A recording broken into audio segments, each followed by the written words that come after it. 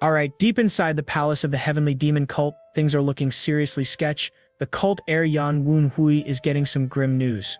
A physician is bowing deeply, apologizing, saying another super rare medicine failed to heal his ailing master. Wunhui just kinda gives a wry, knowing smile. Energy deviation isn't something that can be solved easily.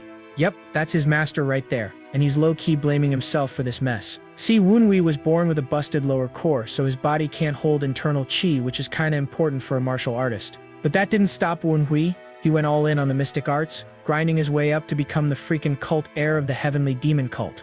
All of it, just to pay back the debt he owes his master. But now, even the craziest medicines are useless, and he's running on fumes, out of options. Just then, a voice cuts through the tension. It's been a while, cult heir. And who steps in? None other than the vice cult leader, Chun Hajin. This dude's intense, bearded, rocking a skull pin in his hair, just oozing ambition. Wunhui plays it cool, commenting that Hajin's tour sure took a while. Hajin doesn't waste time though. He declares that since the cult leader and heir are basically out of commission, it's his duty to step up for the cult's prosperity. Wunhui watches him leave, a hint of thanks in his voice, but major side-eye in his gaze. Wunhui knows Hajin's a snake. There's no way that dude was just out doing a people check. Later, back in his room, definitely not chilling, Wunhui is full-on brooding about that encounter. And then bam, his eyes widen. Something feels off. He did not see this coming. To think he'd go for me the second I'm in my own room, he thinks, a bitter truth dawning. Blood starts trickling from his lips as he flashes a menacing grin. Oh, so that's why the drink felt so strong. Suddenly, shadowy figures drop from the rafters. Wunhui, totally unfazed, just holds up his now crushed spiked cup. Would you people like a drink too, he asks. He says he feels bad drinking it all alone. On command, the assassins scream attack and descend right on him. Wunhui doesn't even blink. He's actually kinda amused. These low-level mobs think they can ambush him in his own base? Get out of here with that noise. They lunge with glowing claws, looking to tear him to shreds. But their hands pass right through him. It's an illusion. Wunhui's standing calmly across the room. If you wanted to kill me in my own place, he says, still with blood on his lips, you should have prepared more. The assassins are shook, but he's already moving. I just warned you, he says chillingly. Purple energy just explodes from his body. You are not enough. Mystic chains shoot out, wrapping around the assassins, crushing them instantly. He turns his chilling stare to the real culprits, now revealed, Chun Hajin and the other elders. So this is all you've got after setting the stage? He taunts, collapsing slightly from the poison but still grinning. I'm so disappointed by this, Chun Hajin and all the elders, he calls them all out. The traitors are sweating bullets now. Hajin can't believe it. That poison is supposed to melt an entire ox with a single drop, but Wunhui is still laughing? He's a monster. Wunhui surveys the carnage. If he was in better shape, he'd have already put a hole in Hajin's head. Hajin snarls back, spitting that there's no way an orphan who can't even learn martial arts will be their leader, claiming his superiors greenlit this whole coup. The elders charge in, a flurry of attacks aimed at the weakened heir. Our elders are pretty easy to scare, huh? Wunhui smirks, wiping blood from his mouth. You're gonna jump a brat like me in a group after poisoning me? Hajin points a furious finger. Just keep talking. If you had just done your job. Wunhui cuts him off cold. Cut the bull. Who's behind this? Hajin is stunned silent. Wunhui knows his rival. I know you don't have the guts for that, he says, waving him off. He starts listing names of some powerful sects within the demon cult, but nah. He realizes that it's an order from outside our divine cult. You sold the cult out to kill me. Did you do this to Master too? He murmurs. That hits a nerve. Hajin just explodes with rage. How dare you accuse me of such a thing? His energy flaring like crazy and just lunges at Wunhui. Seeing your reaction, Wunhui says with a grim smile, looks like I'm right. He thinks of his master, realizing this is the cost of totally trusting someone. This damn fool finally stabbed him in the back. Hajin's attack lands, sending Wunhui smashing against the wall. Ouch, that's gotta hurt, even for a tough MC. No matter how much I hate you, we still trained under the same master, he declares, his body crackling with power. And you're still the acting leader. I'm gonna end your life with my own hands. Seriously? You're still doing this fake nice guy thing? Wunhui challenges. The vice cult leader is absolutely raging now, veins popping. He screams, Yan Wunhui, you must not want an easy death. He's rambling about correcting mistakes and making the cult great again. Blah blah blah, just standard villain monologue stuff. Then that tired laugh turns into a full-blown maniacal roar. The elders grip their weapons, totally unnerved by his sudden shift. Blood streaming down his face, Wunhui looks at them with pure contempt. You've put up with me for so long, yet you still don't know me, he says. If you wanted to kill me, you should have remembered this one detail. Hajin watches, confused, as Wunhui seems to be fading, and then he sees it. In Wunhui's hand is the cult's holy relic, the demon dragon sword. You dare cause trouble until your final moments? Hajin yells, realizing Wunhui's definitely up to something. A massive surge of purple mystic power explodes from the sword. Hajin is horrified. He's already gathered this much mystic power. Could it be? Wunhui's voice rings out, full of triumphant finality. I've put all the mystic power I have into the demon dragon sword, which holds the will of the first heavenly demon. He lets out another crazed laugh. And I was doing all that while defending your puny attacks. Hajin panics, screaming at the elders to form a defensive formation. But the sword is glowing with blinding light, power crackling around it, ready to detonate. But it's too late, buddy. Wunhui unleashes his ultimate technique, the soul-combusting hellflame art. The entire throne room is instantly vaporized in a flash of blinding white light.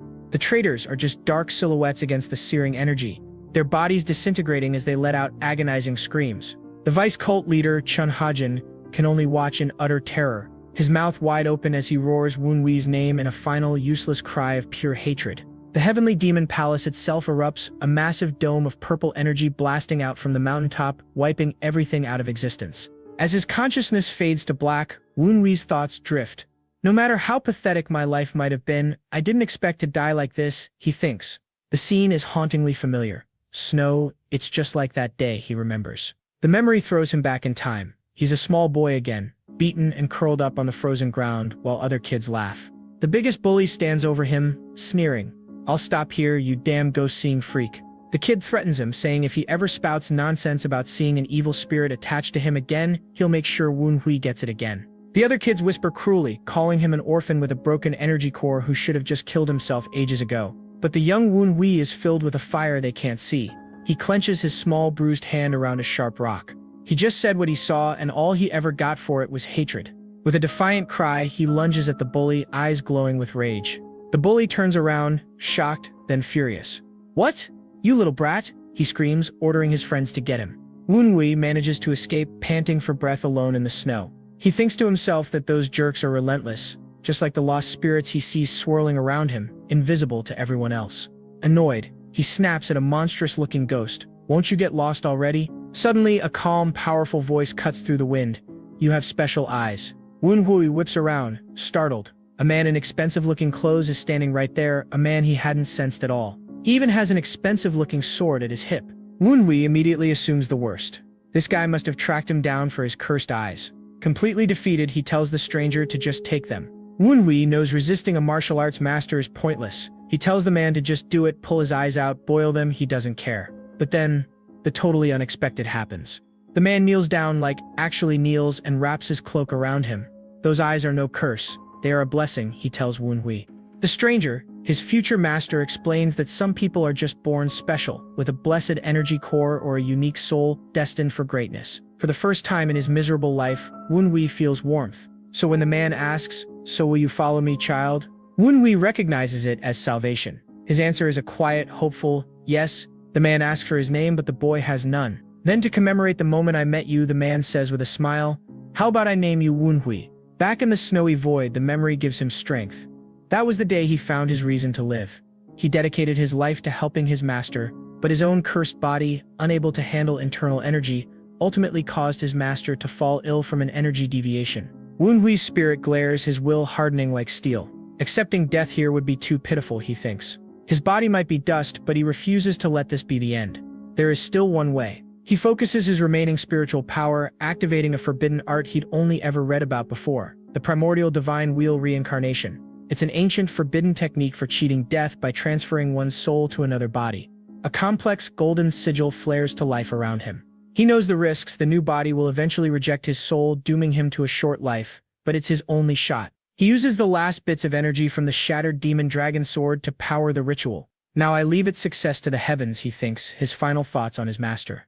A pillar of golden light erupts from the desolate ruins, rocketing into the sky. Please, master, be safe until I return. Consciousness slowly returns, dragged from the abyss by the sound of an incredibly annoying, screeching voice. A woman is lecturing someone about being the son of a concubine and needing to keep a low profile. Wunhui's eyes flutter open. His entire body is numb and tingling. Then the realization hits him like a lightning bolt. It worked. The primordial divine wheel reincarnation actually succeeded. A stern-looking woman is standing over him, yelling his name, Tang Wunhui, and demanding he get off the floor. He stumbles to his feet, a dark smirk playing on his lips.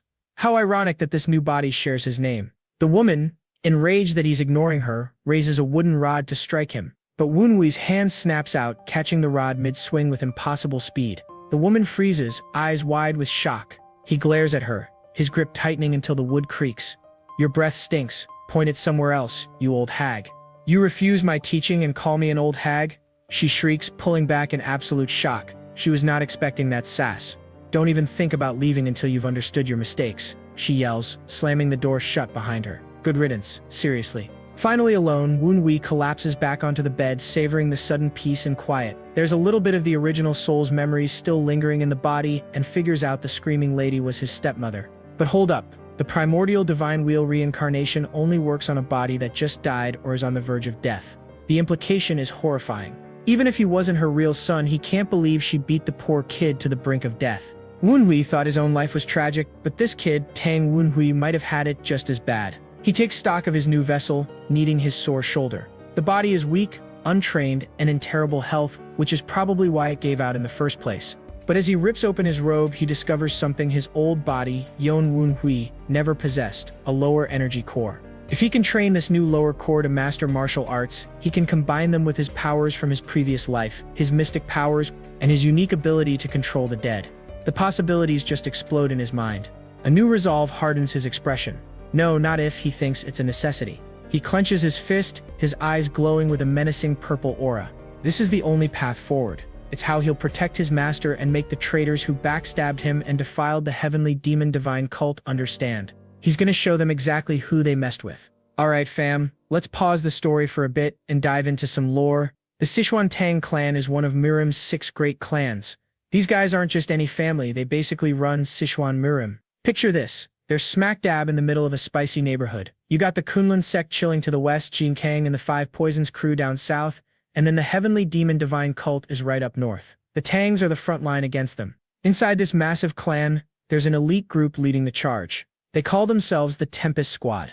Their leader, Tang Hosan, a serious powerhouse, also known as the Tempest Swordsman. He and the Tempest Squad founded the Nine Dragons division within the clan. This place, the Nine Dragons County, eventually became the absolute hub for business and government in Sichuan Mirim. Even the big boss, the head of the Tang clan, Dark Supreme Tang Munyuk, put his full trust in Tang Hosan to lead this crucial division. Now Tang Hosan had 3 heirs. The first 2 were from his official wife, Namgung Sanyang.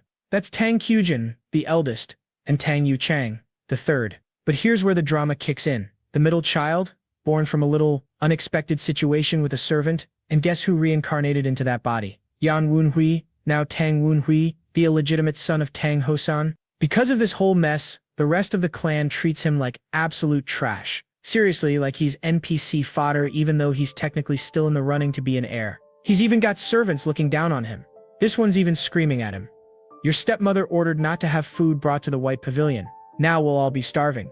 But our guy isn't having it. He's got a spine. He shuts down that nagging servant with a quick strike, sending the dude flying. Savage. Okay, maybe that was a little extra?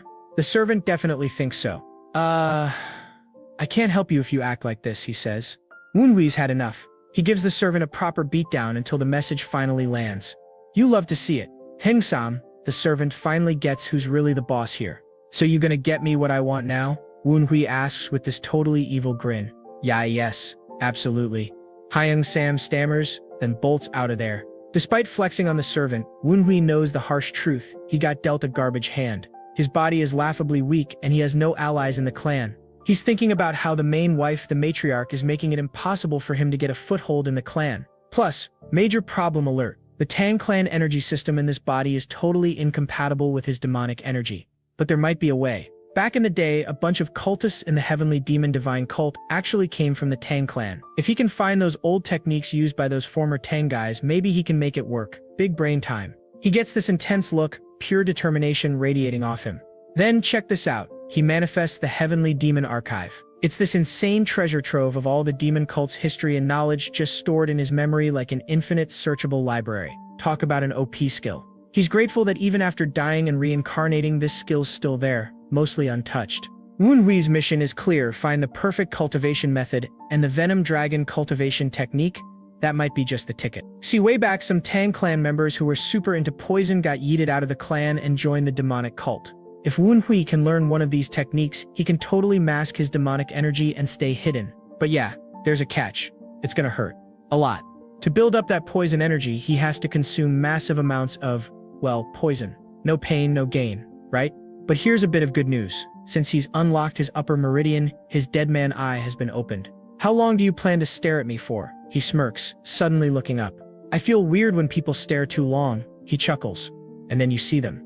Senior Chun Hajin and the elders, now ghosts with chains around their necks, staring at him with pure rage. Yan Woonhui. A roar of fury echoes as his name is screamed. They literally cannot process the fact that he just chained them up like that. Woonhui, unbothered, seeing them all riled up actually makes him happy. They're absolutely boiling, complaining about his nasty personality even after dying and getting a do-over. Flexing his power, he hits them with this, "Hey, you guys were ready to kill me. You really should have prepped for the consequences." He yanks the ghostly chains and Chun Hajin gets dragged forward. "You must have known I had this kind of power," Woonhui says. His Phantom King ability is on full display now, radiating pure, terrifying might. "If you remain in this state, you won't even be able to reincarnate," he tells Chun Hajin. Chun Hajin is desperate. "What do you need? Info? I'll give you everything I have," he cries out. But Woonhui cuts him off. "I can get all that from other people," he says, glaring at Chun Hajin. Woonhui raises his hand towards him, and Hajin gets sucked up, screaming, into a vortex, until he's finally reduced to a wraith sphere. And then Woonhui just chucks it into his mouth. This is his new diet. Everyone watching is absolutely floored by this insane power move. Woonhui cries out in pain, struggling to control the venom he just consumed. The spectral onlookers are baffled. How is he even standing after eating that? A smirk creeps onto Woonhui's face. He tells his ghostly foes it's decision time, spill the tea or become his next meal. The fear in that spiritual room. Undeniable. And the tea gets spilled real quick. "So you guys were just following orders from some organization called the Association?" Woonhui interrogates the remaining elders. They're practically begging, shouting that they're not lying. The spirits plead with him to believe them, claiming this association showed them some seriously messed up stuff. Woonhui is deep in thought and disturbed. The heavenly demon divine cult worships their leader like a literal god. These elders were so terrified of this association that they would go against their own god and attack the heir. That means the fear this organization inspires is even greater than the fear they had for their divine leader. Woonhui realizes this is way bigger than he thought, pointing to some serious players pulling the strings behind the scenes. He's talking about Divergence, these ridiculously powerful beings who are trying to climb the tower in the sky. These guys are basically demigods, walking natural disasters, making earthly powers look like chump change. Yeah, this whole situation just leveled up in difficulty. Thinking about the rough road ahead, he laments not having the luxury of slowly getting used to the poison. Time is a luxury he just can't afford right now. Fast forward 2 months. People are buzzing about Woonhui's surprising resilience without food. His stepmother? Oh, she is fuming. Why hasn't he come crawling back begging for food? He should have been groveling ages ago. Rumors about her crazy tyranny are already spreading, by the way. She asks her servant what Woonhui's been up to. Turns out he's been gathering all sorts of intel on the local clan politics, including the demon cult. This sudden interest totally baffles his stepmother. What is he plotting? Is someone backing him? Fueling this transformation? He's still in the running to be clan leader. Someone might be controlling him to rise up the ranks. This thought does not sit well with the matriarch, who thinks Kyujin and Yo Chang are the only rightful heirs. Just then, another servant announces that Yu Chang is back from training. She quickly dismisses the servant with a clear order. Anything weird Woonhui does, report it immediately. And then Yo Chang makes his appearance.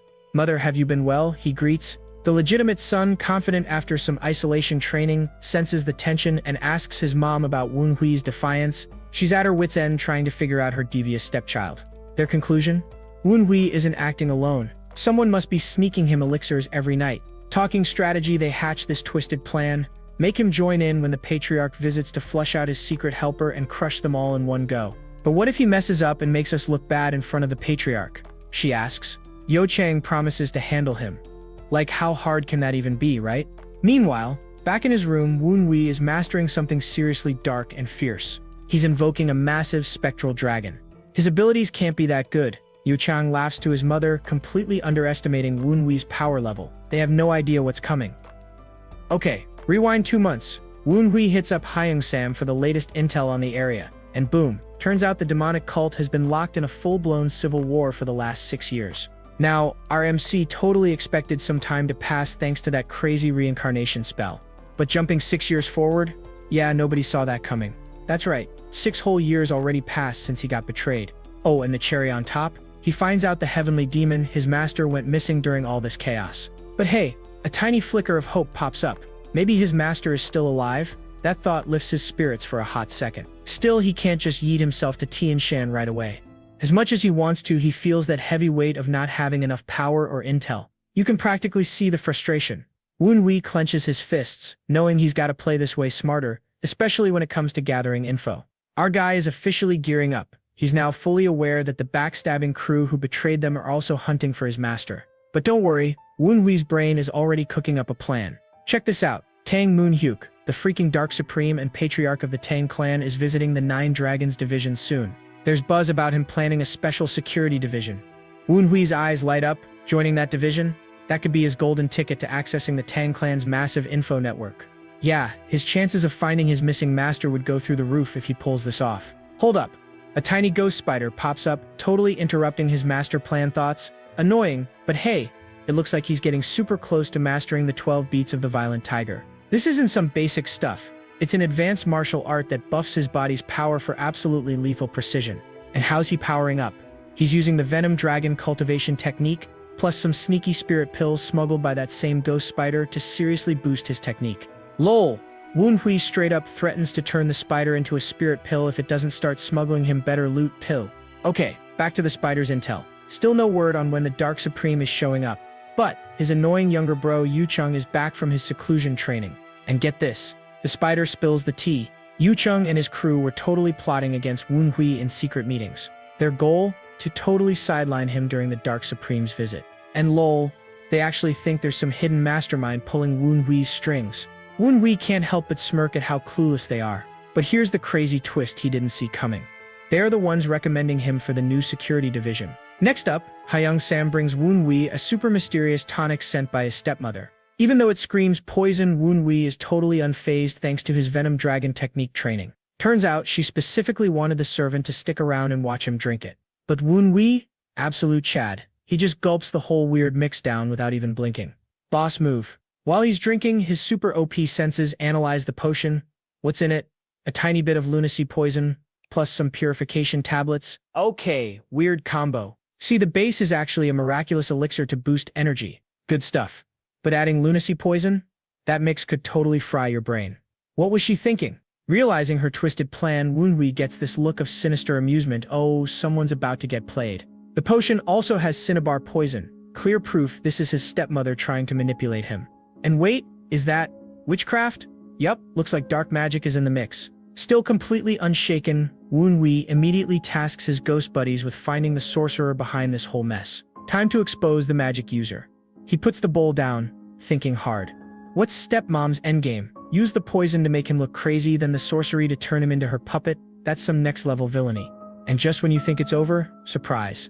Hyung Sam drops another bomb. A martial master is waiting outside, sent by his stepmother. This lady does not quit. Woon Hui steps out and meets Tang Gan. This guy is a fierce warrior, a total legend who was key on the Tempest Squad front lines back in the day. Okay, respect. Tang Gan's got a serious rep as a top master in the Nine Dragon branch. He casts a huge shadow even if he is kind of an oddball himself. Why is he here? Turns out Tang Gan got roped into training Woon Hui purely so he could ditch all the annoying prep work for the clan head's visit. Ha, smart move, Tang Gan. Woon Hui finds the whole setup kinda weird, but honestly, he has to admire his stepmother's cunning. She's playing the long game, making it look like she actually cares about his training. But Woon Hui isn't falling for it. He's pretty sure she's planning some kind of sorcery stunt to totally embarrass him when the clan head arrives. Classic villain move, right? So Woon Hui just cuts to the chase. Alright, what are you gonna teach me? He asks bluntly. No time for pleasantries. Tang Gan is chill, says he's got a specific martial arts set he's about to demonstrate. He stresses, watch closely kid. I'm only showing this move once. Okay, pressure's on. And then, boom. Tang Gan moves so insanely fast it looks like there are multiple copies of him all over the place. Serious speed hack. But Woon Hui? His learning speed is basically set to maximum difficulty. The second Tang Gan starts, Woon Hui's brain is already processing everything. And wait a minute, this technique? The Shadow Shroud step? It's the same one his annoying brother Yo Chang uses. Ah, now Woon Hui sees it. Woonhui instantly sees through his stepmother's whole scheme. She's setting him up to look bad, so her precious son Yo-chang looks amazing in comparison. Tangan lectures Woonhui, explaining how this is a perfect technique for sneaky tactics, like using poison or hidden weapons, fitting for the Tang clan. Tangan is like, "Alright, follow my footsteps." Woonhui watches, noting how Tang moves like a ghost, somehow leaving clear footprints but also blending away like the wind. Yeah, they call him the Wind Warrior for a reason. Tangan is totally ready to ditch Woonhui and go slack off. But bam, Woonhui drops the bomb. He's already mastered the whole technique. Mic drop moment. Tangan's face. What? He yells, absolutely not believing his ears. Woonhui just shrugs. Yeah, I told you. I learned it. He says it totally firm, zero doubt. Wait, seriously? Tangan is full-on shocked mode. He starts rambling about how this technique takes most people forever to learn. Meanwhile, Woonhui's just thinking, dude, really? And you call yourself a genius? RMC's confidence is next level. A few moments later, Woonhui pushes back against Tangan's instructions, doubling down that he's already nailed the whole thing. He's not just saying it, he knows it. Tangan is legit struggling to process this. His brain is buffering. Woonhui is so confident he even throws down a wager. He bets 30 silver coins he's got it perfectly. 30 silver coins? That's like Tangan's entire monthly pay. High stakes. Tangan is completely flustered now, stammering something about how precious and valuable this martial art is. Yeah, we get it, it's hard. And just to twist the knife, Woonhui leans in and asks, "Hey, you scared?" Oh snap. Tangan's expression is pure, unadulterated panic. The legendary fierce Wind Warrior, scared stiff by a kid for once. Priceless. In a desperate attempt to save face and his ego, Tangan kinda sorta agrees to Woonhui's crazy challenge. Woonhui just grins, reminds him there's no backing out now, and bam, jumps straight into demonstrating the technique. And he's moving speedy as heck, nailing it perfectly. Tangan is utterly stunned and totally flustered. He cannot for the life of him figure out how Woonhui pulled that off so fast.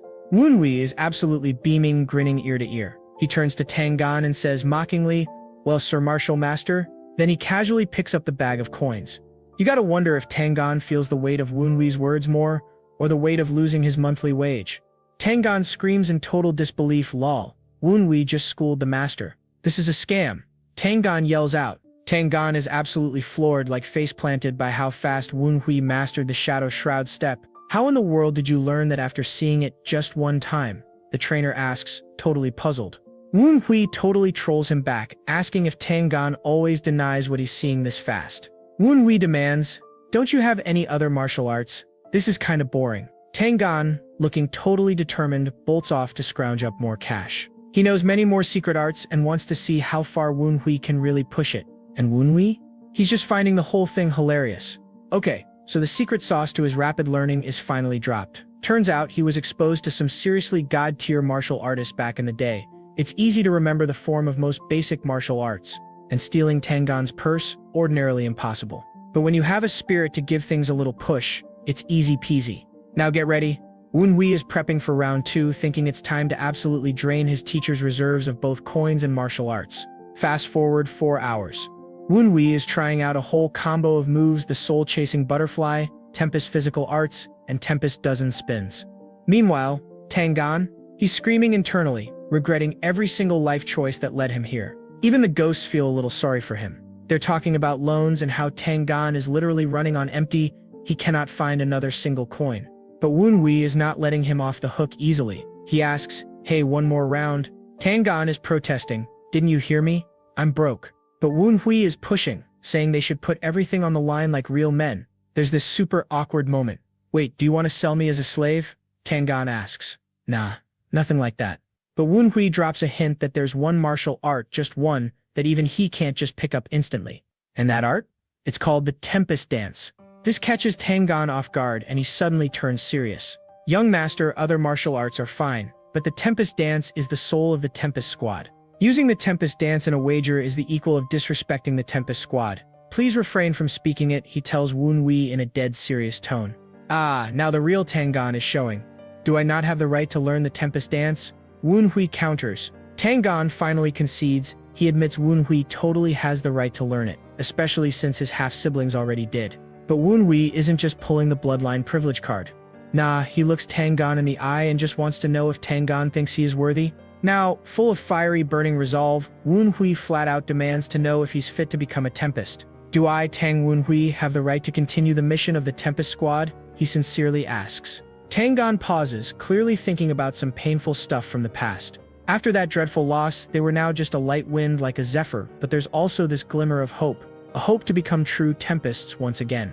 20 years has passed since that defeat, and to think he would hear those words from the weakest of the Tang heirs. He's really assessing young Wunhui's totally unexpected power. Tang Gan is definitely moved by Wunhui's words, but he's also questioning if it's for real.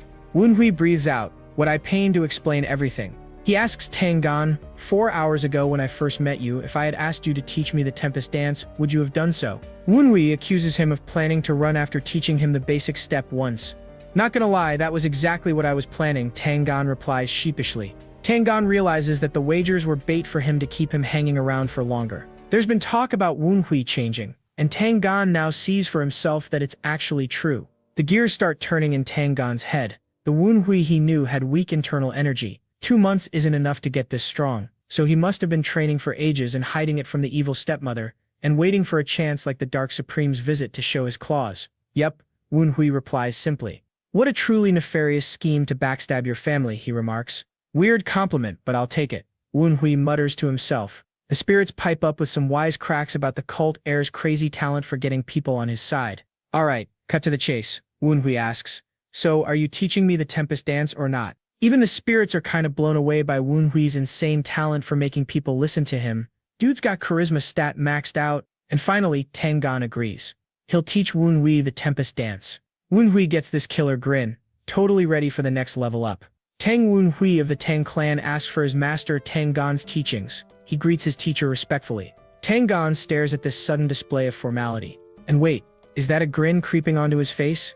Member of the Tempest Squad, Fierce Wind Warrior Tang Gan accepts the request, he replies. So yeah, it's official, this is where it begins. Tang Gan starts moving, showing off. His movements are super fluid, super calculated. This martial art is absolutely no joke, it demands razor-sharp precision. And because Wunhui is Wunhui, he immediately suggests upping the stakes in their little bet. Yep, they're still betting on literally every single step of this training. The bet, can Wunhui master the move by the end of the day? Loser pays for all the food and drinks. Tang Gan is actually smiling now, looking confident. He figures this bet will humble Wunhui a little, or at least make him finally pay for something.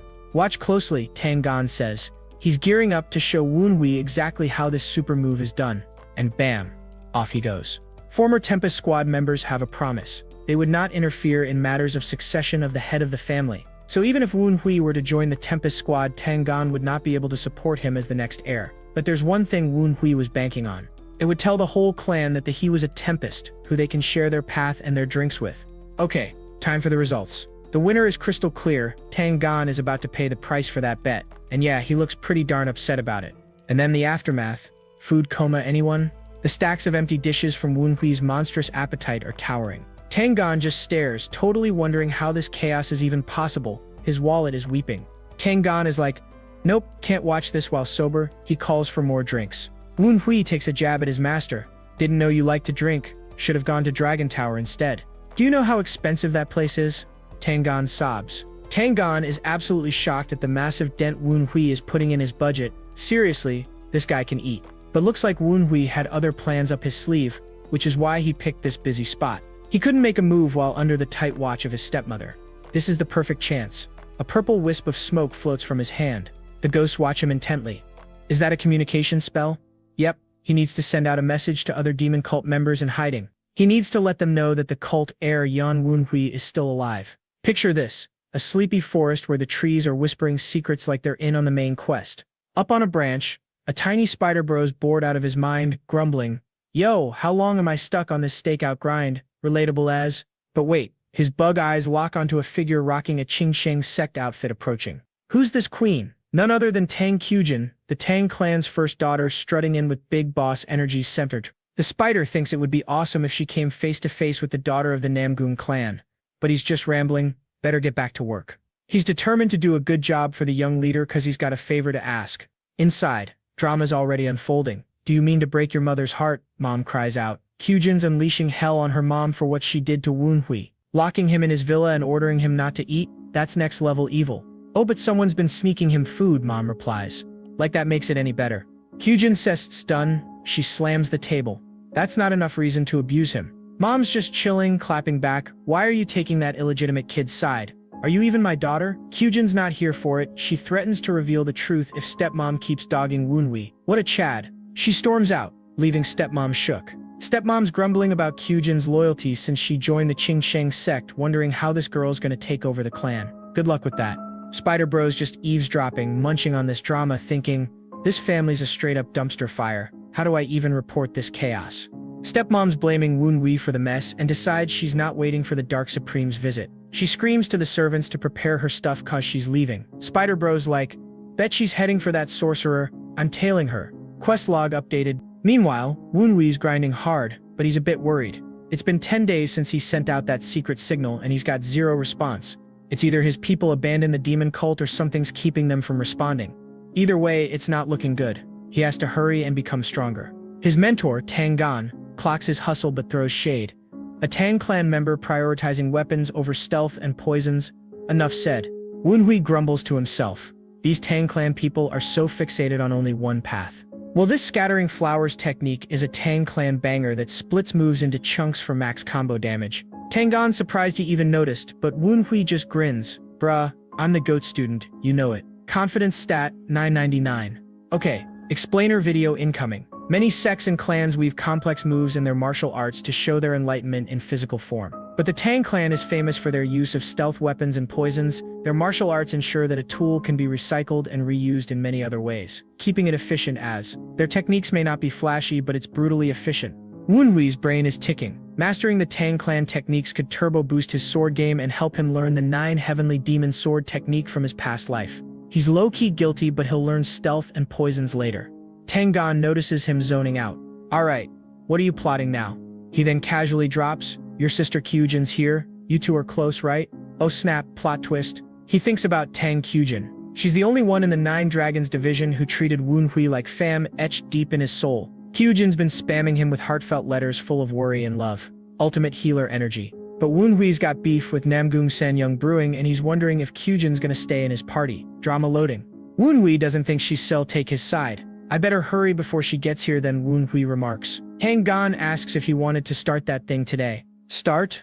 Woonhui smirks. I've already done it. Meanwhile, in another part of the palace, Yu Chang is scheming. You've been giving the concoction for 10 days without fail? He asks a servant. Yep, 10 days straight, the servant confirms. He tosses the servant a reward, then calls a guy named Mu Young. Shall I get rid of him? Mu Young asks. Yu Chang nods. Yikes. Betrayal debuff. He's been poisoning Woonhui for 10 days straight. His HP's gotta be in the red by now. No way he's recovering before the Dark Supreme's arrival. Evil laugh intensifies. He's noticed that Tangon's been coaching Woonhui hard, but Yu Chang's betting he can't master the Shadow Shroud step in time. That move's got a brutal learning curve. Yo Chang's also salty about his sister Kyujin, who's siding with Woonhui and messing up his endgame. She's too soft for the 9 Dragons division throne. He whines. Plus she joined the Qingsheng sect instead of learning the Tang clan martial arts. He's plotting to yoink the successor spot for himself. Edgelord vibes only. Suddenly, a letter from Woonhui drops. Let's duel, you idiot.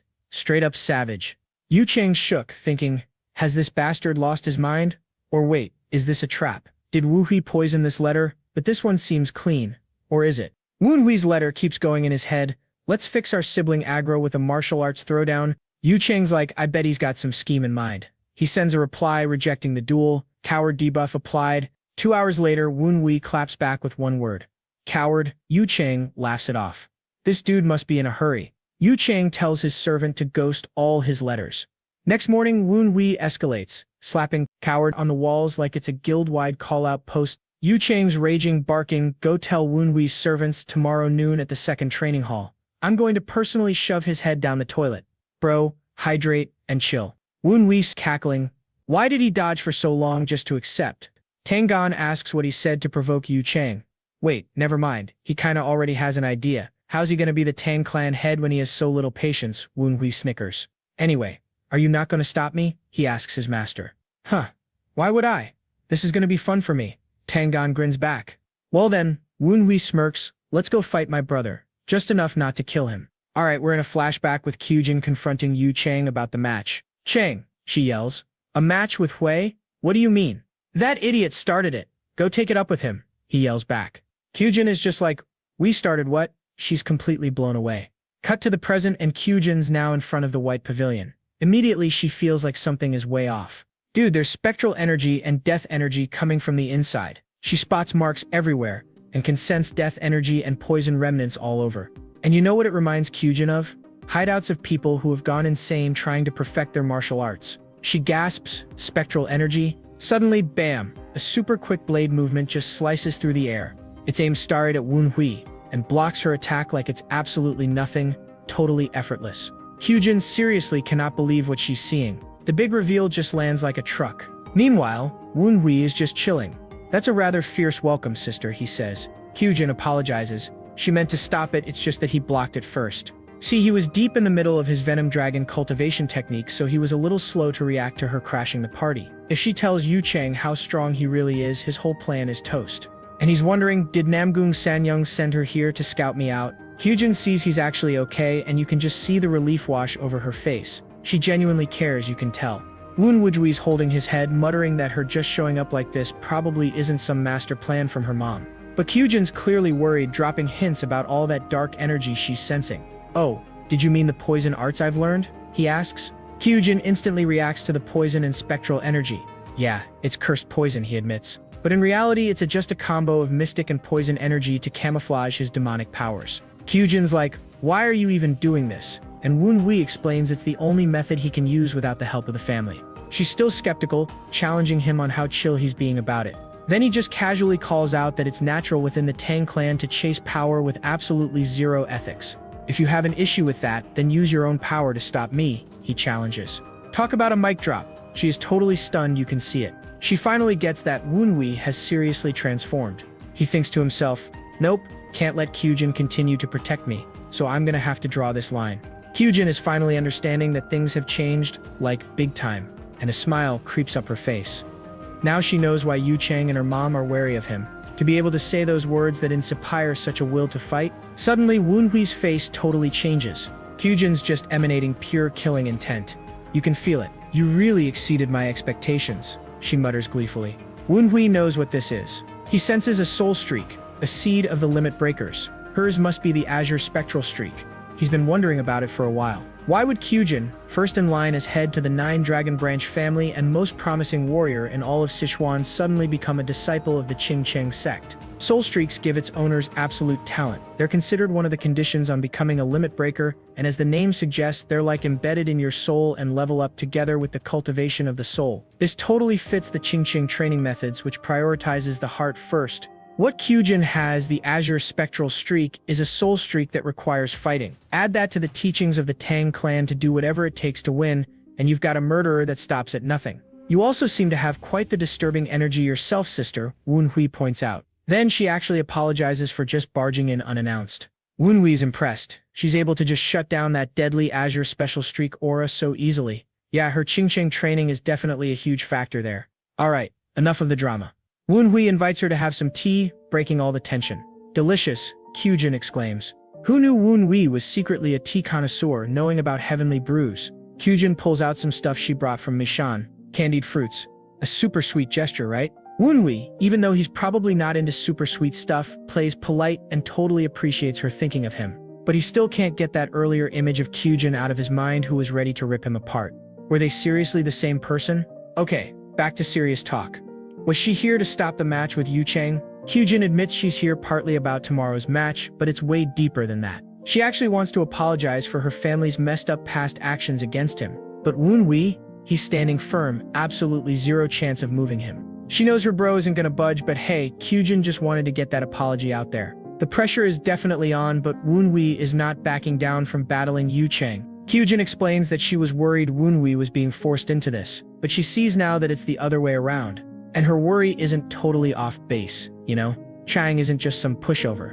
And he's got something up his sleeve too. Woon-hui notices that she doesn't seem to know the specifics of what her brother and mother are planning, like being fed lunacy and cinnabar poison. Brutal. Kyujin warns him, look, even if you somehow beat Chang, do not underestimate the power they have in this household. She really stresses how far their mom might go if Chang messes this up. But Woon-hui, he just gets this little smirk. You're worrying too much. Don't forget that this was all orchestrated by me. Come to the training grounds tomorrow, and you'll see. Kyujin's totally confused about why she's even part of his master plan, but she ends up agreeing.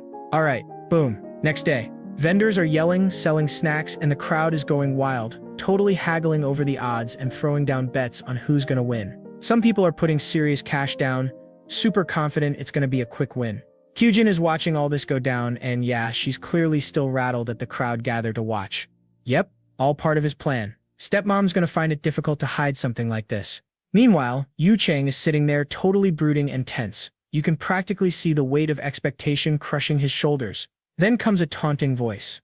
Oh dear, Yu Chang seems to be nervous. So I set up a stage where he can enjoy himself. He grins with a totally rage-inducing side-eye. The crowd is absolutely packed, buzzing with hype. This is the big showdown everyone's been waiting for. Tangan is up on the balcony, just soaking in the insane number of people here. Tang Tae and Tang Jin from the Righteous Wind Squad join him, chatting about how Woon Hui really managed to blow this event up. They're not here to watch. They're on duty.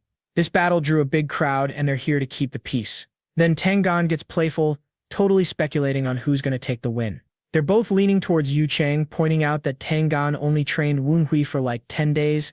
Yeah, everyone thinks that. But remember that Woon Hui initiated this duel, Tangan replies. Aren't you curious why? Meanwhile, backstage, Yu Chang is just chilling. A servant reports that Woon Hui was responsible for spreading the news and opening the doors to a crowd, but Yu Chang's confident, thinking it's just going to be a quick lesson for his little bro. Suddenly a voice starts poking at Yu Chang, totally trolling him. Annoyed? Oh yeah, Yu Chang's expression just goes dark. The voice keeps going, needling him about being a mama's boy. Yep, it's Woon Hui, and he just keeps teasing him, joking that Yu Chang should have totally brought his mom along.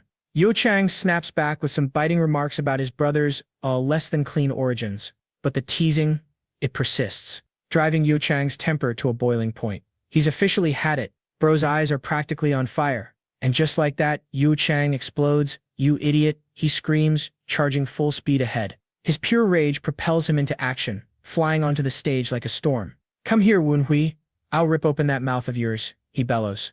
By now, everyone in the crowd notices that Yu Chang hit the stage first, even though Woon Hui was the one who threw down the challenge. Woon Hui just smirks, thinking about how ridiculously easy it is to mess with his brother's head. Finally, they're standing face to face in the arena. Woon Hui casually introduces himself. I'm Tang Woon Hui from White Pavilion. No title yet, but looking totally ready for a proper fight. Yu Chang immediately jabs back, questioning Woon Hui's sudden politeness.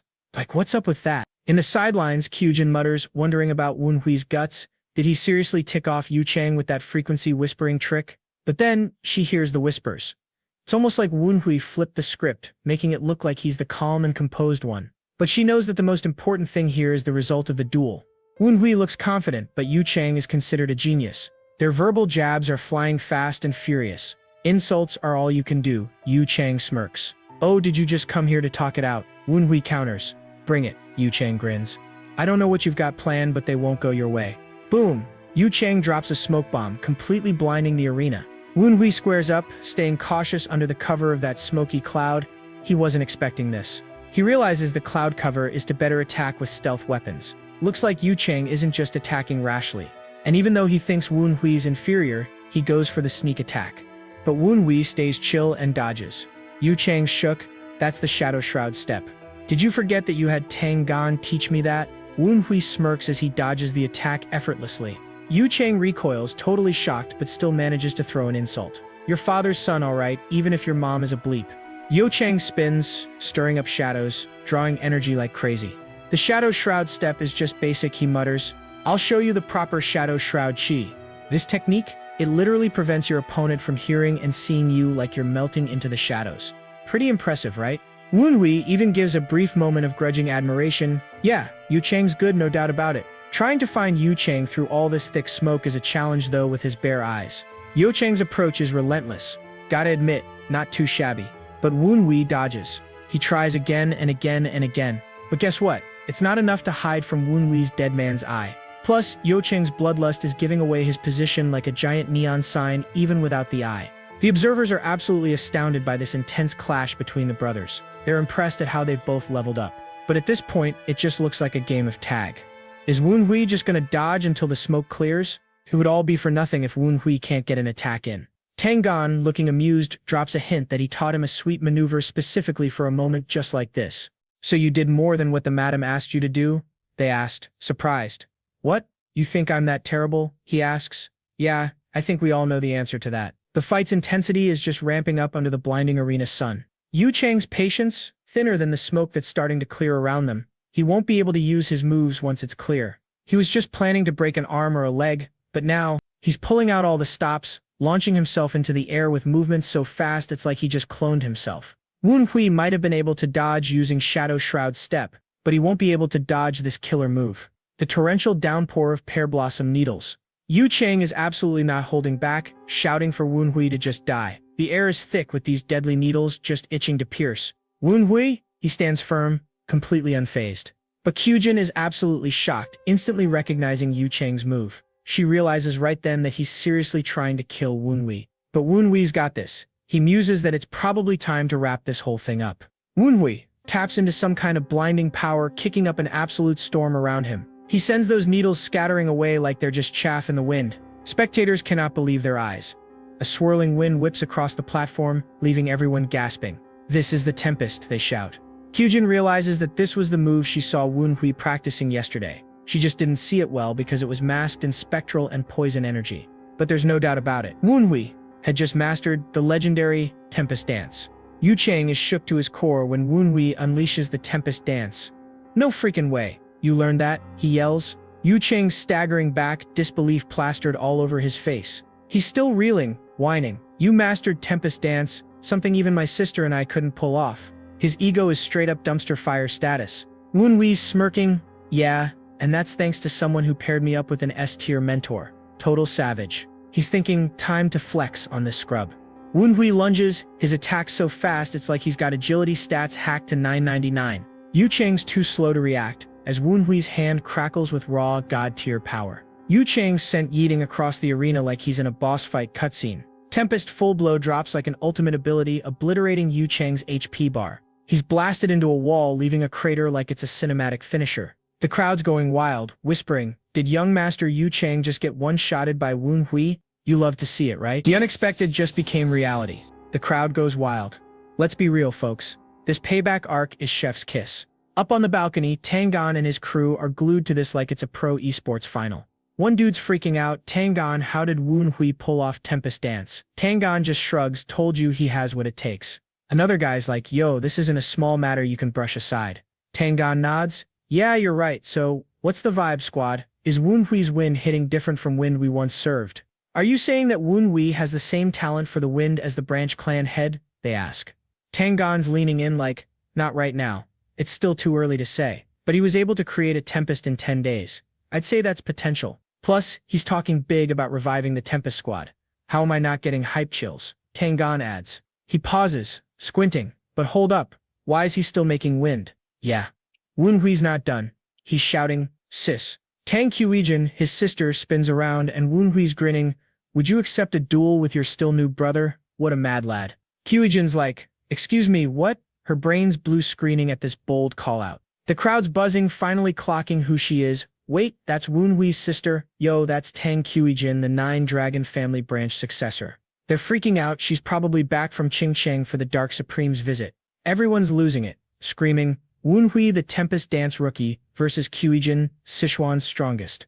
This ain't a spar, it's a raid boss battle." They're hyped. This is next level compared to the Yu Chang SmackDown. We hit the jackpot today. We're getting a front row seat to Miss Kyujin's skills. You can feel the arena's energy popping off like a mana surge. Tangon's squad up top is sweating buckets. "Yo, Tangon, this is getting wild. Does Wu Hui even stand a chance?" Tangon's stressing. Wu Hui shouldn't be at her level yet. What's he planning? Just flexing the Tempest and defeating Yu Chang was already enough to lock in his rep in the family. If he defeats Kyujin here, he might even have a chance at becoming the heir. But if he loses, Kyujin will be put in the spotlight. Bet she knows this is a bad idea too. If it was them alone, she would have backed out. But she can't now. If she backs out in front of all these people, it would bring shame to the family. A creepy, sinister voice whispers in her ear, "Why stress, girl? He's the one who wants it. Your heart's itching to go aggro. Just trust your instincts," it urges her. Kyujin's trying hard to resist this inner voice. No, she has too much family drama to worry about. She can't just fight here. Wu Hui clocks her hesitation and goes, "Sis, why so serious? It's not a death match, just vibe and have fun." Kyujin's resolve crumbles, thinking, "Enjoy it, huh?" She yeets herself into the arena like a total boss. The crowd roars like they're at a world championship. With grace, Kyujin introduces herself formally. I'm Tang Qiujin, heir to the nine-dragon family of the Sichuan Tang clan and a swordsman in training with the Qingcheng sect's Upper Blue Palace. I've trained under the master of blade Wu Hu, and my specialties are alone-in-world style and lightning-severing quick blade. Her peers call her Thousand-Petal Beauty, and she wishes Wu Hui a good match. Wu Hui steps up, with his own intro, second chid of the Tang clan's nine-dragon family trained by fierce Wind Knight Tang Gan, and I have learned the Tempest Dance. I ask for your guidance today. The fight's locked in, and the crowd's losing it. Wu Hui remarks that his sis looks like she's having fun. Qiujin's grinning like a predator. Heck yeah, I haven't been this pumped in ages. Maybe a little too excited? Wu Hui smiles. Well, how could I not be? Our dear Wu Hui wants to duel his own sister, she replies in a chilling tone. The air's electric as they lock eyes, ready to throw down. He goes, "You ready, sis?" Qiujin's eyes are blazing. Yup. Let's get this party started. They're both locked in, vibes at max. But Wu Hui's got jokes, thinking no three-strike handicap for the underdog. He pops off with Tempest Dance, early Windblade Seal. The move's slick, parrying Qiujin's opening swing like a pro. She's grinning. That's the move that blocked my blade the last time. Guess I can swing as much as I want now, right? Plus, you told me to enjoy myself. What do you mean you want an advantage? She grins, immediately on the attack again. He clocks that she's incredibly fast. He'll have to use everything at his disposal. Shadow Shroud. Drifting body pops off. Qiujin's shook. Oh my, you've even mastered Yu Chang's skills. You're out here breaking the meta. She doubles down, cranking the pressure. You're still a noob with those, she yells gleefully. Wu Hui's grunting, getting pushed back hard. Talk about a tank test. Wu Hui just smirks though, you can see he's sweating. Didn't know the Qingcheng sword arts were this violent. Oh, this isn't the sword arts of Qingcheng, she replies. In that creepy voice she says, you're hiding some of that energy you showed me yesterday. Well, I'm hiding my claws too. He's thinking, time to show her the real deal. Ok, fine, Wu Hui says. Guess I'll have to show you. Boom. He unleashes his Venom Dragon technique. Qiujin's eyes light up like she just pulled a 5-star gotcha, thinking, yeah, this is it. That venomous aura, that spectral energy, she's hyped for a real fight. She's locked in, sword low, bracing herself. Qiujin's grinning with exhilaration. This is the fight I've always wanted. You can strike first this time, Qiujin says. Wu Hui immediately feels the shift, like whoa, her whole vibe is different now. It feels like all the killing intent of the Azure Spectral Streak was bound together with the pure will of the Qingcheng sword. Seriously, it feels like facing a literal demon dressed up as a sweet angel. So messed up. Wu Hui's brain kicks into overdrive. She's giving him the first move? Bro, you gotta take that. That's the same Tempest blow you used on Yu Chang, but it's more powerful now, and before he can even blink, she's onto him. Qiujin sees right through it, totally calling out his execution as clumsy. She playfully warns him to watch out when facing stronger opponents.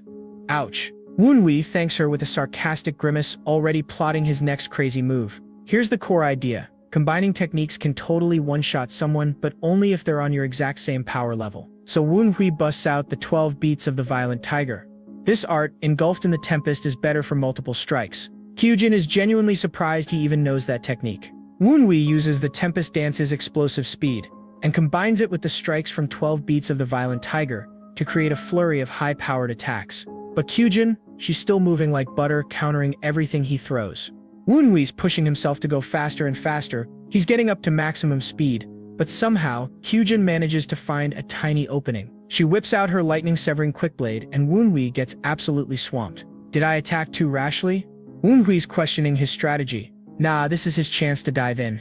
It momentarily catches Qiujin off guard. But she's just finding joy in this chaotic dance, absolutely relishing the thrill of the fight. Meanwhile, the spectators are glued to this, totally amazed by the insane combat they're witnessing. Yu Chang's finally regained consciousness and asks what the heck's going on. He's confused but also low-key impressed that Wu Hui is actually holding his own against his sister. He asks where his mom was. Still out. He's thinking that there's no way his sister will lose. But the longer this fight drags on, the higher that bastard Wu Hui's star will rise in the clan. Just look at how everyone's cheering him on now. Yu Chang is in utter disbelief at what's unfolding before his eyes. Back to the battle, Wu Hui's managed to create an opening. Just need to continue my offense, he thinks. But hold up. You're focusing too much on my sword, Qiujin taunts, giving him a swift kick. What's this?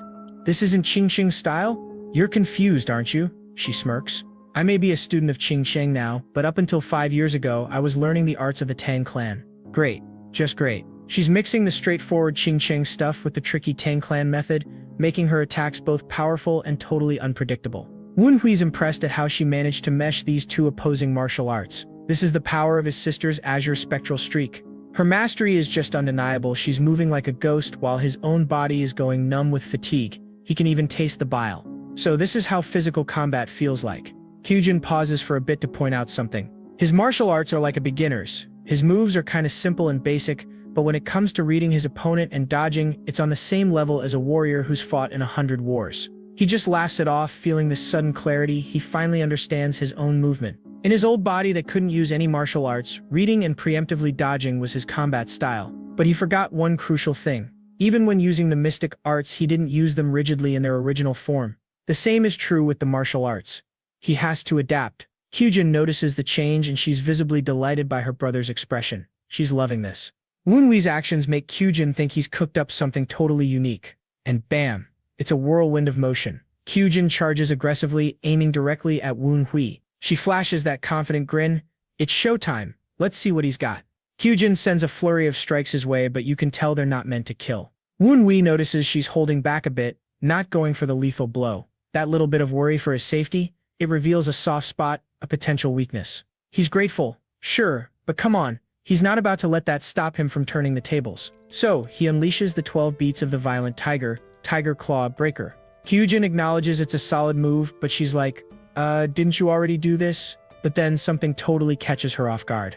The wind deflected from his attack swirls back in this unexpected way. This creates a super tricky situation for Kyujin, basically restricting her movements with this turbulent energy. She's actually impressed that Woon Hui's learned to use the tempest wind like this. But alarm bells are ringing in her head, sensing this could get dangerous like right now. An explosive display of power just erupts. Woon Hui's skills collide with her defenses, creating this massive burst of energy that shakes everything. Shock totally ripples through the spectators. Their mouths are wide open in pure astonishment. Yu Chang is equally stunned. His sister is clearly on the back foot here. Woon Hui's form is just a blur of speed as he charges forward with pure ferocity. As the dust finally settles, he stands there, catching his breath, the weight of the battle hitting him just a little. Did he do it? Was he able to defeat his sister? Kyujin is kneeling there, still reeling from that insane hit he just threw. The crowd? Still in shock, man. The energy is just hanging in the air. Everyone's like, whoa, what just went down? The squad members stare at Tangan like this is all his fault. What? He stares back. They're actually worried about Kyujin. After that explosive clash? Yeah, makes sense. Okay, it's official. Nobody saw this coming. But it wasn't just about Woon Hui's crazy skills, but that wild light that went off just now. Sis, this is a bit unfair, don't you think? Woon Hui calls out. But then Kyujin steps out of the smoke with this smug grin. She's like, yep, totally planned to keep my ultimate skill hidden. But since it got noticed, no need to hide anymore. And boom, Kyujin whips out her sword chi. That energy is just crackling with power. The crowd goes wild. She used sword chi, which means she just hit the early peak level, cementing her status as a certified elite martial artist. What a boss. Over there, Yu Chang is just cheesing, basking in her glory. He's thinking that his half-bro Woon Hui has zero chance now. Kyujin is powering up, ready to end this. Woon Hui gets it. Dragging out a fight with someone who's clearly a stage lower than her? Nah, that's just rude. He wanted a longer fight to test his own limits, but nope. He knows that she plans to finish this in the next move. Woon Hui's in his head cooking up a strategy. His wind earlier was able to block her sword attacks, but it can't block a sword wrapped in chi. You seem to have a plan? Kyujin calls out. She can tell because she can sense his heart beating super fast. He admits to getting a bit too excited. Only crazy people obsessed with martial arts would get excited like that, he mutters. What are you saying? Kyujin interrupts. The people who drive themselves mad over martial arts are what we call martial artists. Woon Hui's surprised. I see. I am a martial artist, he smiles. When he reincarnated into this body, he was too focused on just grinding levels, forgetting the actual fun of fighting. That was the reason he wanted to become a martial artist. To feel the excitement of a fight. Kyujin's feeling it too. Mind and spirit recharged, she's ready to go again. It's showtime, baby. Bring it on. Woon Hui gestures, and with a dazzling rush, Kyujin unleashes her full power. This is it. As expected, Kyujin is laser-focused on one strike, going for the win. Woon Hui needs to counter this with the most powerful form of the Tempest Dance. He's mixing it with spectral energy, compressing it perfectly. His face is lit up with pure power and determination, but he knows if he messes up, it's game over. Behold, the thundering wind cannon forms in his hands. This thing is a terrifying mix of speed and raw force. They clash, and Woon Hui grunts at the sheer force. Again, he's having doubts. Was his power not enough to fight a martial master at the early peak level? But he brushes it aside. Either his plan works, or it doesn't. That's all there is to it. He throws everything into a massive sweeping attack. The ground is literally crumbling under the force. Yu Chang is grinning from the sidelines. No way that idiot could withstand that attack. But wait, what's that? Wen Hui calculated this. This was all part of the plan. He was aiming for the exact moment the sword chi left Kyujin's sword and it became just a regular sword. And at that exact moment unleashes his strike that smashes through the sword. He falls back. His arm's now messed up. Normally, breaking a swordsman's sword would indicate victory. But nope, things ain't over yet. Because Tang Kyujin, possessor of the Azure Spectral Soul Streak, would never let something like a broken sword get in her way. And Wen Hui? He's got this huge smile. The same goes for him as well. Both are absolute units, charged up and going all out into this wild fight. Wen Hui's unleashing everything. His energy is literally crackling like a storm about to drop. He's throwing down his Tempest Dance with crazy intensity now. Kyujin braces for impact. Can she possibly tank that thundering wind cannon? And check this out, she's actually admiring him. You really are the best way, she remarks. Kyujin charges. Every single step is pure power. Her moves are smooth like a predator on the hunt. She pulls out the Rising Dragon kick method. All on pure adrenaline. The crowd is losing it. These two are about to seriously injure each other. But wait, what's that? Before they could even collide, a shadow like a blur gets in between. I believe you two have had enough playtime, says this super authoritative voice that just cuts through all the chaos. Kyujin is totally startled. Who is this dude? His presence alone is changing the whole vibe. You planning on greeting the branch clan head from a hospital bed? He asks. Savage. I greet the head of the 9 dragon family, Kyujin says, finally realizing who it is. Wen Hui's brain is breaking. Wait, is this? He can't believe it. This is the family head? And his dad? Yep, it's the legendary patriarch himself, Tang Hosan. A spirit pops in and shouts a warning to Wen Hui. Young master, watch out. It seems like his skills have leveled up a lot since the last encountered him. Yeah, he can see that. At first, Wen Hui thought that maybe this dude's power was maybe on par with an elder from the heavenly demon divine cult. But he was so wrong. He doesn't even think he can take on this dude with his old demon cult body. So, the patriarch drops this line, you seem dissatisfied with something. Hosan straight up asks Wen Hui if there's anything he wants to spill. Wen Hui tries to play it smooth, you know the drill, but was his staring totally obvious? Got no choice. So here we go. So he just casually asks, trying not to sound too nosy, I was just wondering what you were doing here. And the dad? Completely unfazed. He asks if there's anywhere in the 9 Dragons division he's not allowed to go. I was just worried that my lack of martial arts skills might sully your eyes, he replies. Smooth move, dude. Cut to the crowd and folks, their jaws are on the floor. They are absolutely stunned seeing Wen Hui just chatting with his dad like it's totally normal. He can feel that even Kyujin is freaked out, totally unsettled, feeling the same fear as everyone else.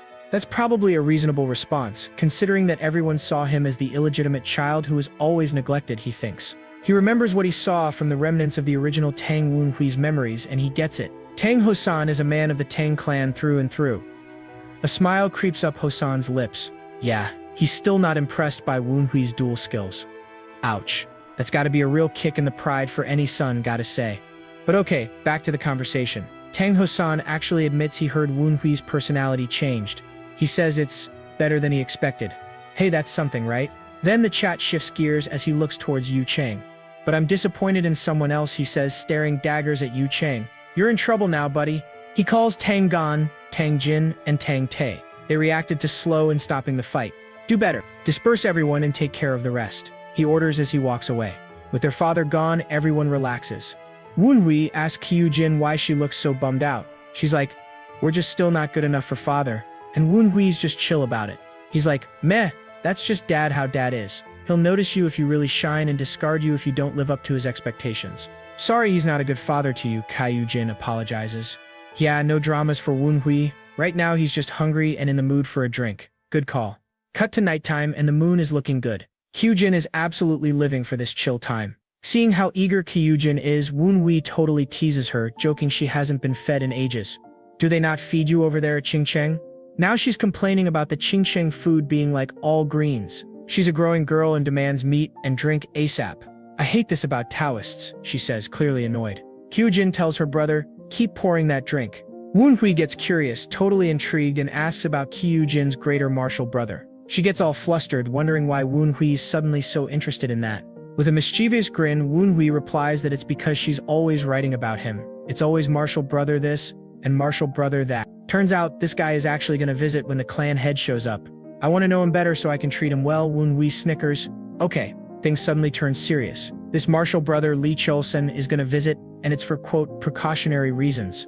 But rumors are flying that the reason for the Dark Supreme's visit is that he's cooking up another special squad, like the Tempest Squad in the past. If that's true, the other clans and sects in Sichuan are gonna make a move, including the Qingsheng sect. They're probably sending Lee Chol-sun here because they can't blindly trust Kyujin, or could it be something more important than that? Woon-wee's trying to decipher all their moves. Suddenly, he spots someone. Oh, is this your friend you were gonna invite? Kyujin turns around excitedly. Whoa, Tangon suddenly shows up. Kyujin is absolutely shocked, calling him Uncle Gon. He compliments Kyujin about being able to manifest her sword aura. Kyujin, looking a little frustrated, asks Woon-wee why he totally kept their uncle's visit a secret. She anxiously offers Tangon a seat. As Tangon sits down, he cracks a joke. That's a lot of food. You're not gonna put it all on my tab again, are you? And while Woon-wee and Tangon trade jabs, Kyujin is left completely, utterly flabbergasted. Like, what is even happening? Kyujin totally scolds her brother, tells him to stop being so casual with their super respected uncle. Turns out, this uncle is basically Tang Hosan's Marshall brother. He even saved his life once. Okay, yeah, maybe be a little less casual, Woon-wee. Woon-wee tries to backtrack, doing damage control. He realizes he's been kinda rude to someone way more important than he thought. Kyujin's pleased her brother actually apologized and nods in approval. Tangon's disgusted face totally sums it up. You're making me lose my appetite. He yells at Woon-wee. Miss Kyujin, did you put him up to this? Good times. Suddenly, the conversation shifts. Woon-wee leans in, curious about the legendary old Tempest Squad, also called the Righteous Wind Squad. The big question, what does his master think of them? And check this out. He gleefully rates them a perfect, absolutely perfect 10. His master's hilarious response, "You disgust me," totally packed with humor and exasperation. But was he right though? Woon-wee counters. Yep, he was totally right. The back and forth banter keeps going, everyone agreeing that, hey, everyone's right this time. As the friendly banter flows, Woon-wee's in his head thinking, through this duel he was able to grab the attention of old Tempest Squad members, Tang Kyujin and Tang Hosan. Now what he needs to worry about next is what move Namgung Sanyung's gonna make before the Dark Supreme shows up. Meanwhile, out in the middle of nowhere, a mysterious journey is happening under a big full moon. Woon-wee's little spy wonders out loud, how much further? Yeah, sounds like they're tired. He's also worried his master might think he ran away and kill him. The carriage finally stops. Looks like they've hit their destination. Woon-wee's stepmother gets out and the critter is watching super intently. She's looking for the temple master. That must be the guy who was responsible for poisoning Woon-wee. Spurter Bro notices some dark energy just wrapping around them. What in the world is Namgung woman doing? And just then, a mysterious figure steps out from the swirling shadows. Master told me to greet you, the figure says. Sanyung is surprised. How'd he know she was coming? Impressive skills. Then the figure pulls down its hood. And there it is. A chilling, absolutely terrifying realization. It's a Jiangshi, aka a zombie. Spider Ghost Bro is losing his mind. A Jiangshi? And not just any Jiangshi, one that can actually think? These things are like S-tier raid bosses, impossible to control even for top-tier alchemists, right? Yo, this ain't no basic sorcerer's hideout. This place is giving endgame dungeon vibes. Spider Bro's scurrying around, panicking if he's got enough tea to impress his master. Spoiler, he's coming up short. Dude's desperate to dig up more dirt to flex for the young master and lock in that request approval. Inside, a massive skeletal figure's chilling at an altar, straight up begging for better oracles. The Jiangshi rolls up and announces Namgung's arrival. Temple Master Zhang, all smug, hits her with, "Back again, huh? Bet something went south." He's throwing shade, calling her out for being greedy, preaching that their god's all about devotion, not folks who only show up when they need favors. But Namgung's not sweating it. She claps back, saying she pays big, way more than anyone's ready for. She pops open chests stuffed with silver. "So, what's your god think now, Temple Master?" she asks. Zhang's eyes are practically sparkling. "Oh, the gods favor you," he says, grinning. "Dear God, you liking this?" "Same." Zhang's hyped, pocketing the bribe like it's no big deal. Spider Bro's side-eyeing this, wondering if Zhang's from the Maoshan sect. Nah, dude's too much of a downer for that. Namgung ups the ante, promising another chest of jewels if this goes smooth. Zhang's all smiles, praising her for knowing how to get on the god's good side. He's like, "Alright, what's the job? Ready to make moves." Namgung reminds him of her last request, brainwashing the concubine's kid. Zhang's like, "Yeah, that's in the works." But Namgung drops a bomb. The game's changed. She's stewing over her clash with Kyujin, thinking that kid's the root of all her problems and needs to be deleted ASAP. She leans in, all serious, can you turn him into a live Jiangxi? Zhang lets out a dark chuckle, vibing with Namgoong's ruthless energy. Meanwhile, Spider Bro's freaking out. These folks are unhinged. He's gotta warn the young master. Stat. He's shaking, thinking if Zhang can whip up live Jiangxi like it's nothing, Wenhui's in deep trouble. Like game over levels of trouble. Spider Bro, the wraith, zips through the dark forest, but then a bunch of glowing red eyes light up the shadows. He clocks it. They all beast Jiangxi. It hits him, Zhang's got the skills to make beast Jiangxi, which means he's tied to the Blackbone Ghost Valley. That's a rogue faction of the Mao Shan's sect that rolled with the heavenly demon divine cult. Talk about a plot twist. Back with Namgoong, Zhang's like, you're being tailed. Namgoong shook. Zhang points out the wraith spying on her was one of a kind and the mastermind behind the concubine's kid might be a bigger headache than they thought. Namgoong's not playing. She tosses in another chest of jewels to sweeten the deal. Now she wants the mastermind's identity, and that kid turned into a live Jiangxi. Zhang's down, suggesting they hunt down the mastermind who's been stalking them. Out of nowhere, a jacked-up figure appears and Namgoong's legit startled. You called, master, the figure says, all business. Zhang orders his goon to snag the escaped wraith and track the sorcerer behind it. Got it, the underling says, vanishing like a speedrunner. This beefed-up Jiangxi's leaping through the air, hot on Spider Bro's trail. Looks like the beast Jiangxi haven't caught him yet. Dude's got some serious agility stats. He activates a glowing inscription on his hand and zooms off. Spider Bro senses the new player in the mix. He's still got those beast Jiangxi on his tail, but he's not throwing in the towel. He's gotta warn his master in time. Back at the White Pavilion, Wenhui's asking his sister why she's still hanging around instead of heading home. Kyujin's like, I just want to chill a bit longer. Wenhui's not buying it. With Yu Chang defeated and Namgoong Sanyang's plans in the gutter, he knows they're coming for him with everything they've got. And he's betting Kyujin's clued in on it too. Fine, just don't bug me while I'm training, he says, dipping out. The ghosts are low-key impressed by Kyujin's upright vibe even though she's from the Qingchang sect. They're chuckling like how's someone this pure tied to Tang Ho-san and the Namgoong woman. Wenhui's not here for it. Snapping, zip it or I'm turning you into wraith pills. Savage move. Wenhui's picking up on something weird since his duels. Something's shifted. One of the ghosts asks what's up. Yu Chang explains there used to be a lag between his thoughts and moves when he was throwing martial arts, like his brain and body were out of sync. He chalked it up to being a noob, but now that delay's shrinking. One ghost, a former divine cult instructor, asks to check Wenhui's body. Wenhui's cool with it, and the wraiths give him a once-over. One asks if he's heard of accumulated merit, and Wenhui's like, that different from internal energy. The ghost breaks it down, internal energy's about grinding with the same playbook, but accumulated merit, that's tied to your enlightenment, family roots, personality, your whole character sheet. The ghost thinks the accumulated merits of Tang Wenhui's body from his 17 years and the new merits Wenhui's been stacking are totally different vibes. That's why he's been feeling that lag. The ghost adds, the delay's shrinking, so I'm guessing Tang Wenhui's and your accumulated merits are starting to sync up. Just a theory though. Wenhui's thinking, he's saying I'm starting to vibe with Tang Wenhui's identity enough that our merits are blending. He's been treating Tang Wenhui's body like someone else's since he reincarnated, but after the duels, that's shifting. He's starting to claim it as his own. Meeting Kyujin and Tang Hosen's been chipping away at his mental wall and he's assimilating. So, how much have I assimilated? He asks the ghost. Maybe 40%, it replies. The wraith's hyped, telling him, if that assimilation rate climbs, you'll be unlocking martial arts achievements like it's nothing, young master. Wenhui, cool as ever, just says, great, that's all I need. To level up in mystic arts, your body and soul gotta be in sync. The more Tang Wenhui's body and Yon Wenhui's soul mesh, the closer I get to my old life's mystic power cap. That's the grind. Meanwhile, Kyujin's watching Wenhui drill his staff skills. She's reflecting on how much he's changed. To think he'd be this confident and all in on martial arts. But her heart's heavy. She feels bad he had to change, and Wenhui's building his own empire. It's only gonna get stronger. But she knows her mom Namgoong won't wait for his castle to solidify. Suddenly, Kyujin's on edge. Something's coming. She can sense it. Hey, something's closing in. Her dark passenger whispers. A swirling mist rolls in, all ominous. Young master. This is, one of the ghosts starts. Yup, ghost fog. Wenhui confirms, a sinister grin creeping across his face. From the cinnabar poison and crafting style, I knew they'd pull wraith sorcery. They've finally taken the bait. Alright, let's see how big this fish is. Yo, Wenhui's ready to reel in the chaos. Meanwhile, in the distance, the Zhang's main guy's up on a rooftop and dude is feeling the absolute thrill of the hunt. It's been a minute for him, you know? According to his master, this sorcerer was using crazy wraith sorcery, and the magic trail led to this place. He just chuckles, already hyped for the chaos that's about to drop. He's been building up this ghost fog.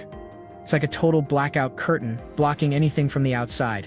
And inside this fog, yeah, you could probably build a whole theme park, and nobody outside would even know.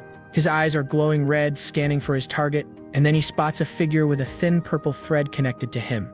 Okay, why is this connected to my second target, the concubine's kid? He wonders if the sorcerer cut his tail off to evade detection. Maybe he's using this concubine's kid to control the wraith. Meanwhile, our boy Woonhui's hamming it up, pretending to be blind in the fog. The mastermind's cunning is honestly kind of surprising. Well, since Woonhui is his second target, he'll just take him and let the kid lead him to the mastermind. So this minion sneaks up, silent as a ninja, thinking Woonhui is clueless. He's like, hey kid, stay still and I'll help you become a good Jiangshi. But wait, hold up, footsteps. Someone else is crashing the party. And who is it? It's Tang Qiujin arriving with some seriously heavy aura. Minion dude is totally caught off guard. He sees her just charging in headfirst like a total boss. And boom, chaos mode activated. Qiujin bursts in with this absolutely maniacal laugh. You know the one. The I'm here to mess things up. Laugh. Then you hear it. Gotcha. Just echoing through the air. Speed and power just jumped into the fight, ready to throw down. Okay, that's a big fish, Woonhui mutters to himself. He pegs the new arrivals right away, a death swordsman and a Gudiao beast, both from the Blackbone Ghost Valley. He's pretty sure Qiujin can take on this death swordsman on her own, but this guy, this is an assassin sent by Namgung Sanyang herself. Okay, trust issues activated. Does Woonhui rely on Tang Qiujin to actually do her duty as a Taoist or take her mother's side? Crash! The ground just splinters as Qiujin smashes the death swordsman to the ground. The swordsman recognizes that powerful King Sheng's sword energy. This must be Tang Qiujin, but what's she even doing here? He tries to talk to her. But talking mid-clash? Yeah, good luck with that. She's not here for a chat, she's here to throw down. Die again, you dirty Jiangshi, she screams, slicing through him with total precision. He gets sent flying back and the realization hits him hard. This matchup, it's hopelessly incompatible. He's getting wrecked. The death swordsman pulls himself together, quickly calculating the risks if Qiujin gets hurt. They'd lose their deal with Namgung and oh man, their master would absolutely torture him. What's got you so anxious? Qiujin calls out, totally sensing his hesitation. Her skills are on full display. Stop thinking and just die. Qiujin screams, closing the distance with fierce determination. She's not holding back. He's getting completely overwhelmed by her non-stop assault. At this rate, he's really gonna die. And then the truth bomb drops. This guy admits he's been holding back. Why? Because she's Namgung's daughter. Plot twist. Qiujin is stunned. She can't even process what she just heard. Like, did he really just say that? It's your fault for not listening, he insists, totally powering up with this strengthening crimson energy. Boosted by ghost powers, he charges back into the fight, trying to flip the script. He activates his ghost enhancement technique, showing off its super eerie power. Qiujin's frozen in place at the beast's transformation. Death Swordsman, second form, strikes. He warns Qiujin to stand down. This is what Madame Namgung ordered. You already knew your mother was capable of this. Her mission? Find the mastermind and somehow change her mother's path. Anti-demonic energy, he yells, realizing it way too late as Qiujin charges forward. You are so stubborn. The swordsman roars, just barreling forward. If this fight drags out much longer, things could get super unpredictable. Even with that thorny ghost fog formation giving him an edge, the Righteous Wind Squad could still totally detect him. Our bad guy is definitely feeling the pressure. He's gonna use the Gudiao beast. His real focus though? Still laser focused on the concubine's child, no distractions allowed here. Then a new creature surges forward. The Gudiao beast, teeth bared, letting out a scream that could wake the actual dead. Okay, quick win here. The ghosts actually managed to stop that beast from releasing more ghost fog. Woonhui cracks a joke. Finally, he brought out the Gudiao. I almost fell asleep from waiting. Our MC, Woonhui, just grumbles about the noise. Yep, totally unimpressed by this dramatic monster entrance. Classic Woonhui. Bow your head, he commands. Wait, what? The show is absolutely not over. Purple Eye's evil ghost haunt is unleashed. The Gudiao is letting out another spine-chilling wail. The beast zooms right past him and face plants on the ground. Oh, come on. I didn't mean bow your head that low, he mutters. The ghosts are inspecting it. Wow, it didn't even break its neck. Maybe this Gudiao thing actually has some hidden stats or something? Whoever built this creature definitely dumped a ton of resources into it. But too bad it was Woonhui they had to face, chuckles the chonky one. Get up. Woonhui commands the bird. He gives it a choice. Square up against Mr. Death Swordsman over there, or pick a fight with him. The Gudiao just squawks and immediately flies off. Guess he made the right choice. He starts attacking the Death Swordsman instead. What the heck, dude? Swordsman yells. Did I lose control of my pet monster? Panic mode initiated? It must be the sorcerer who did it. He must be nearby, the swordsman thinks. This is way above his pay grade. Time to run, he declares. But wait, don't look away in the middle of a fight. Especially not with Tang Kyujin in total beast mode. Kyujin slices through the air like a boss. The Death Swordsman monster totally reels back, screaming in pain. Its left arm, gone, and you can practically hear its brain hitting the panic button, needing to regroup ASAP. But hold up.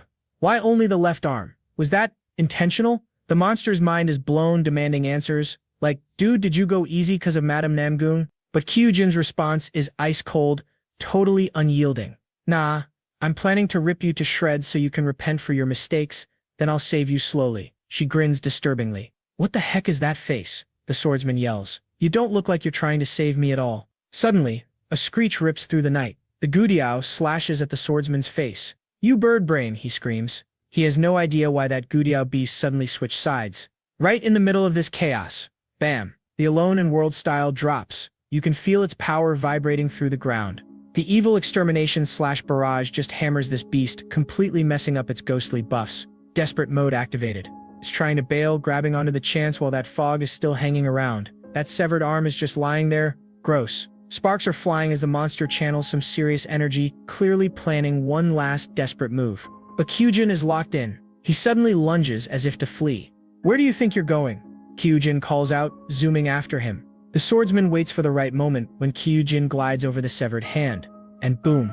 The hand explodes, forcing Kyujin to stop and take on a defensive stance. Those crucial few moments are enough for the swordsman. Is that a cracked pill in his hand? Kyujin moves in again, not even fazed by fatigue, totally planning another barrage of attacks. Just as her blade is about to pierce, the swordsman vanishes. He escaped. Kyujin just mutters. The duel just ends? Wait, what just happened? The Death Swordsman is gone. It all went according to Woonhui's plan. Okay, flashback. The fog's quickly closing in and Woonhui asks Kyujin for help, and she drops a warning, gotta be super careful, demonic arts are definitely in play here. Woonhui explains his strategy. They absolutely cannot harm the Jiangxi. Why? This dude is strong enough to infiltrate the Tang clan. That means he's strong enough to cover the area in enchantment. They have to make him feel threatened enough to use his escape talisman. Because right now they don't have the power to beat a Jiangxi like him inside his enchantment area. But if Kyujin can force him out of the enchantment, Woonhui can follow him and maybe figure out who's behind this attack on the Nine Dragons division. Now the talk gets heavy. This Jiangxi was sent by her mother, Kyongjin admits. What are you gonna do if I decide to take her side? She asks. Then I'll simply be the loser in this game of wits. Woonhui smiles. Isn't that what it means to be a part of the Tang clan? Facing that wild truth, Kyujin snaps back into focus. Woonhui has endured so much inside this family full of lies and deceit. She needs him to know that not everyone's like that. Suddenly, some screeching catches her attention. It's the Jiangxi beast from earlier. Didn't know it was still around, she remarks, flashing one of her crazy smiles.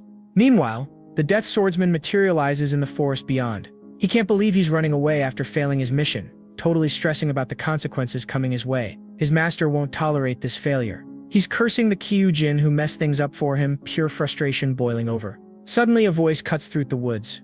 If you were going to rest, you should have gone a bit further. Then he says, no way, I've been tracked. Totally can't believe it. He's surprised it's the useless son. How the heck did he track him so fast? He still thinks there's a sorcerer behind Woonhui pulling his strings.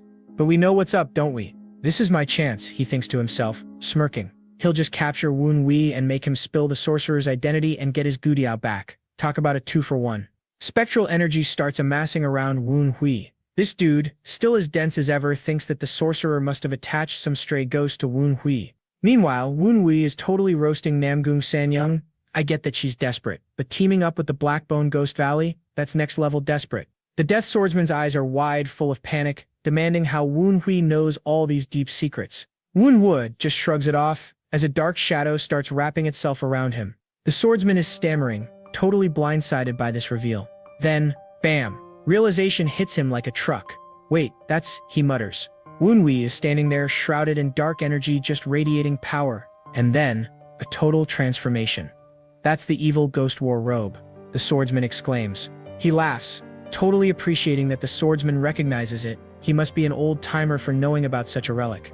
Apparently, everyone in Blackbone Ghost Valley heard tales about this robe like 10 years ago. It was used by the infamous Yan Wunhui to cause absolute chaos with sorcery. How did his opponent even get hold of that thing? The swordsman's still in shock. The cloaked figure just dodges the question. Do you really think I'll answer your questions? He thunders. And when it's Wunhui's turn to ask, the swordsman gives the exact same evasive answer. No biggie. With a chilling grin, he lays down the stakes. Let's talk once you're dead.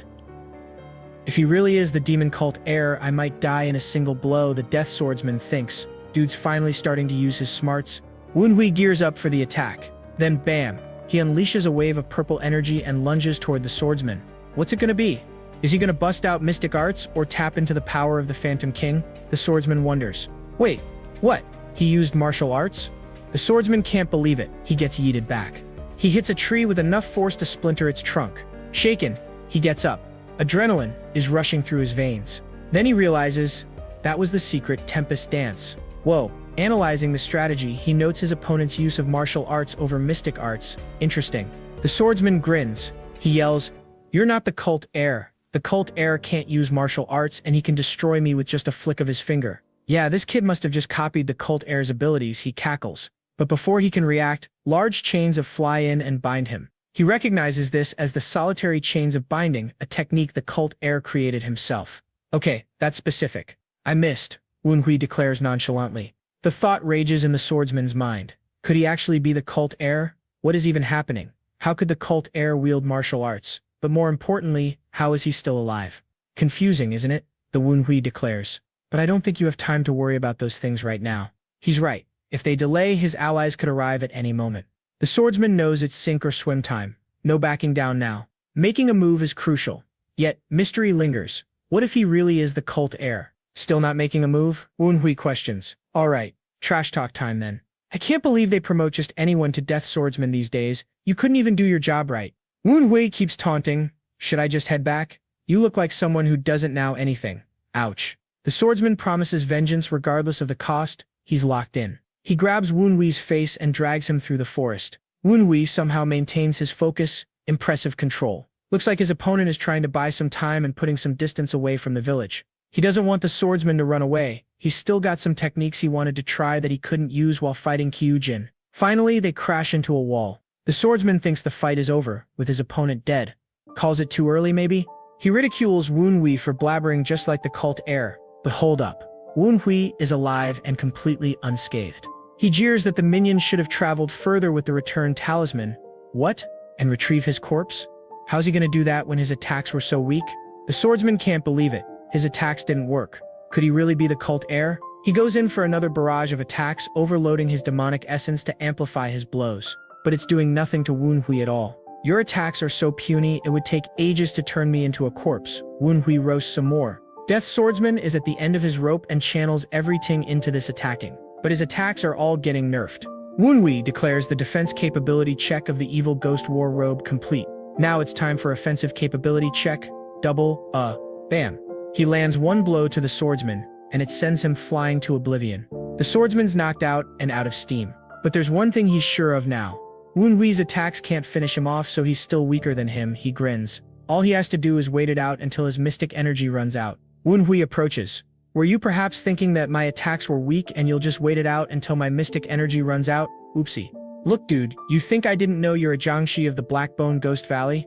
Did you seriously think I'd come unprepared? Wunhui asks. Did turning into a corpse rot your brain too? Don't you just love all that trash talk? Don't act so arrogant because you're wearing that robe, the swordsman retorts. Show me what you got. He challenges and starts attacking. He's got to finish this before time runs dry. Tick-tock. The battle's fierce. They clash under the moonlight. But suddenly, Wunhui disappears. An illusion art? The swordsman wonders. But Wunhui's already behind him. He attacks hard, sending the swordsman reeling. The swordsman mocks, "You're as nimble as a rat." This dude never gives up, does he? Wunhui's eyes gleam. That attack didn't land a deep blow. Looks as if he can't get through the defense of a dead swordsman level yet. He's got a lot of things to work on. But for now, it's time to wrap things up. Speedrun time. With dramatic flair, he conjures a giant ghostly tiger, a dazzling display of his raw power. The swordsman's full of confidence. In case you haven't realized yet, your attacks are ineffective against, he yells, and braces for more of the attacks. He's laughing it off. That tickles, he exclaims. Keep punching cause it will be payback time soon. Woonhui lands silently on the forest floor. He was worried it would drag on if the swordsman dodged his attacks. But you went out of your way to get hit by all of them. Guess Jiangshi brains do rot in the process? Wait, what? The beast smirks. Are you crazy? I'm the one that's got you cornered. But bam, blood spurts out of his mouth. He was poisoned? He can't believe it. He didn't even know that Jiangshi could be poisoned. This ain't ordinary poison, Woonhui explains. And then it clicks. Lost soul poison. Woonhui chuckles menacingly, glad that he took the bait. He made sure to striking every corner of him. What a boss move. The death swordsman's body erupts. Ghostly forms swirling all around him and eating away at him. This looks bad. They're trying to consume him and he's desperately shaking them off. The spirits are relentless, battering him from every angle. He's getting swarmed. He screams in agony. His defenses are totally failing. This is brutal. He's brought to his knees, energy totally spent. Down goes the swordsman. Woonhui stands tall, victorious, exuding a sense of authority and total menace. The swordsman's now beaten. His voice is weak, but curiosity is still pushing him. He asks, "Are you the cult heir?" Woonhui doesn't answer, just bends down with a sinister grin. He states bluntly, "Hey, you're not dying here." He drops a binding chain in front of his foe. Then the swordsman realizes, oh snap, it's the solitary chains of binding. That's a super ominous sign of what's about to come. As Woonhui announces he's leaving, he commands the elders to train the new recruit well. Wait, new recruit? Shadows swirl around the swordsman in acknowledgement, eager to welcome the newest member of the Ghost Squad. A bit later, Woonhui's trekking through the dark forest. He's thinking, man, this is hard. He had trouble casting sorcery and mystic fields. He's clenching his fist like, gotta level up my martial arts and my casting speed. More grinding to do. But wait, hold up. He senses something. Someone's totally watching him. Did they see the whole fight?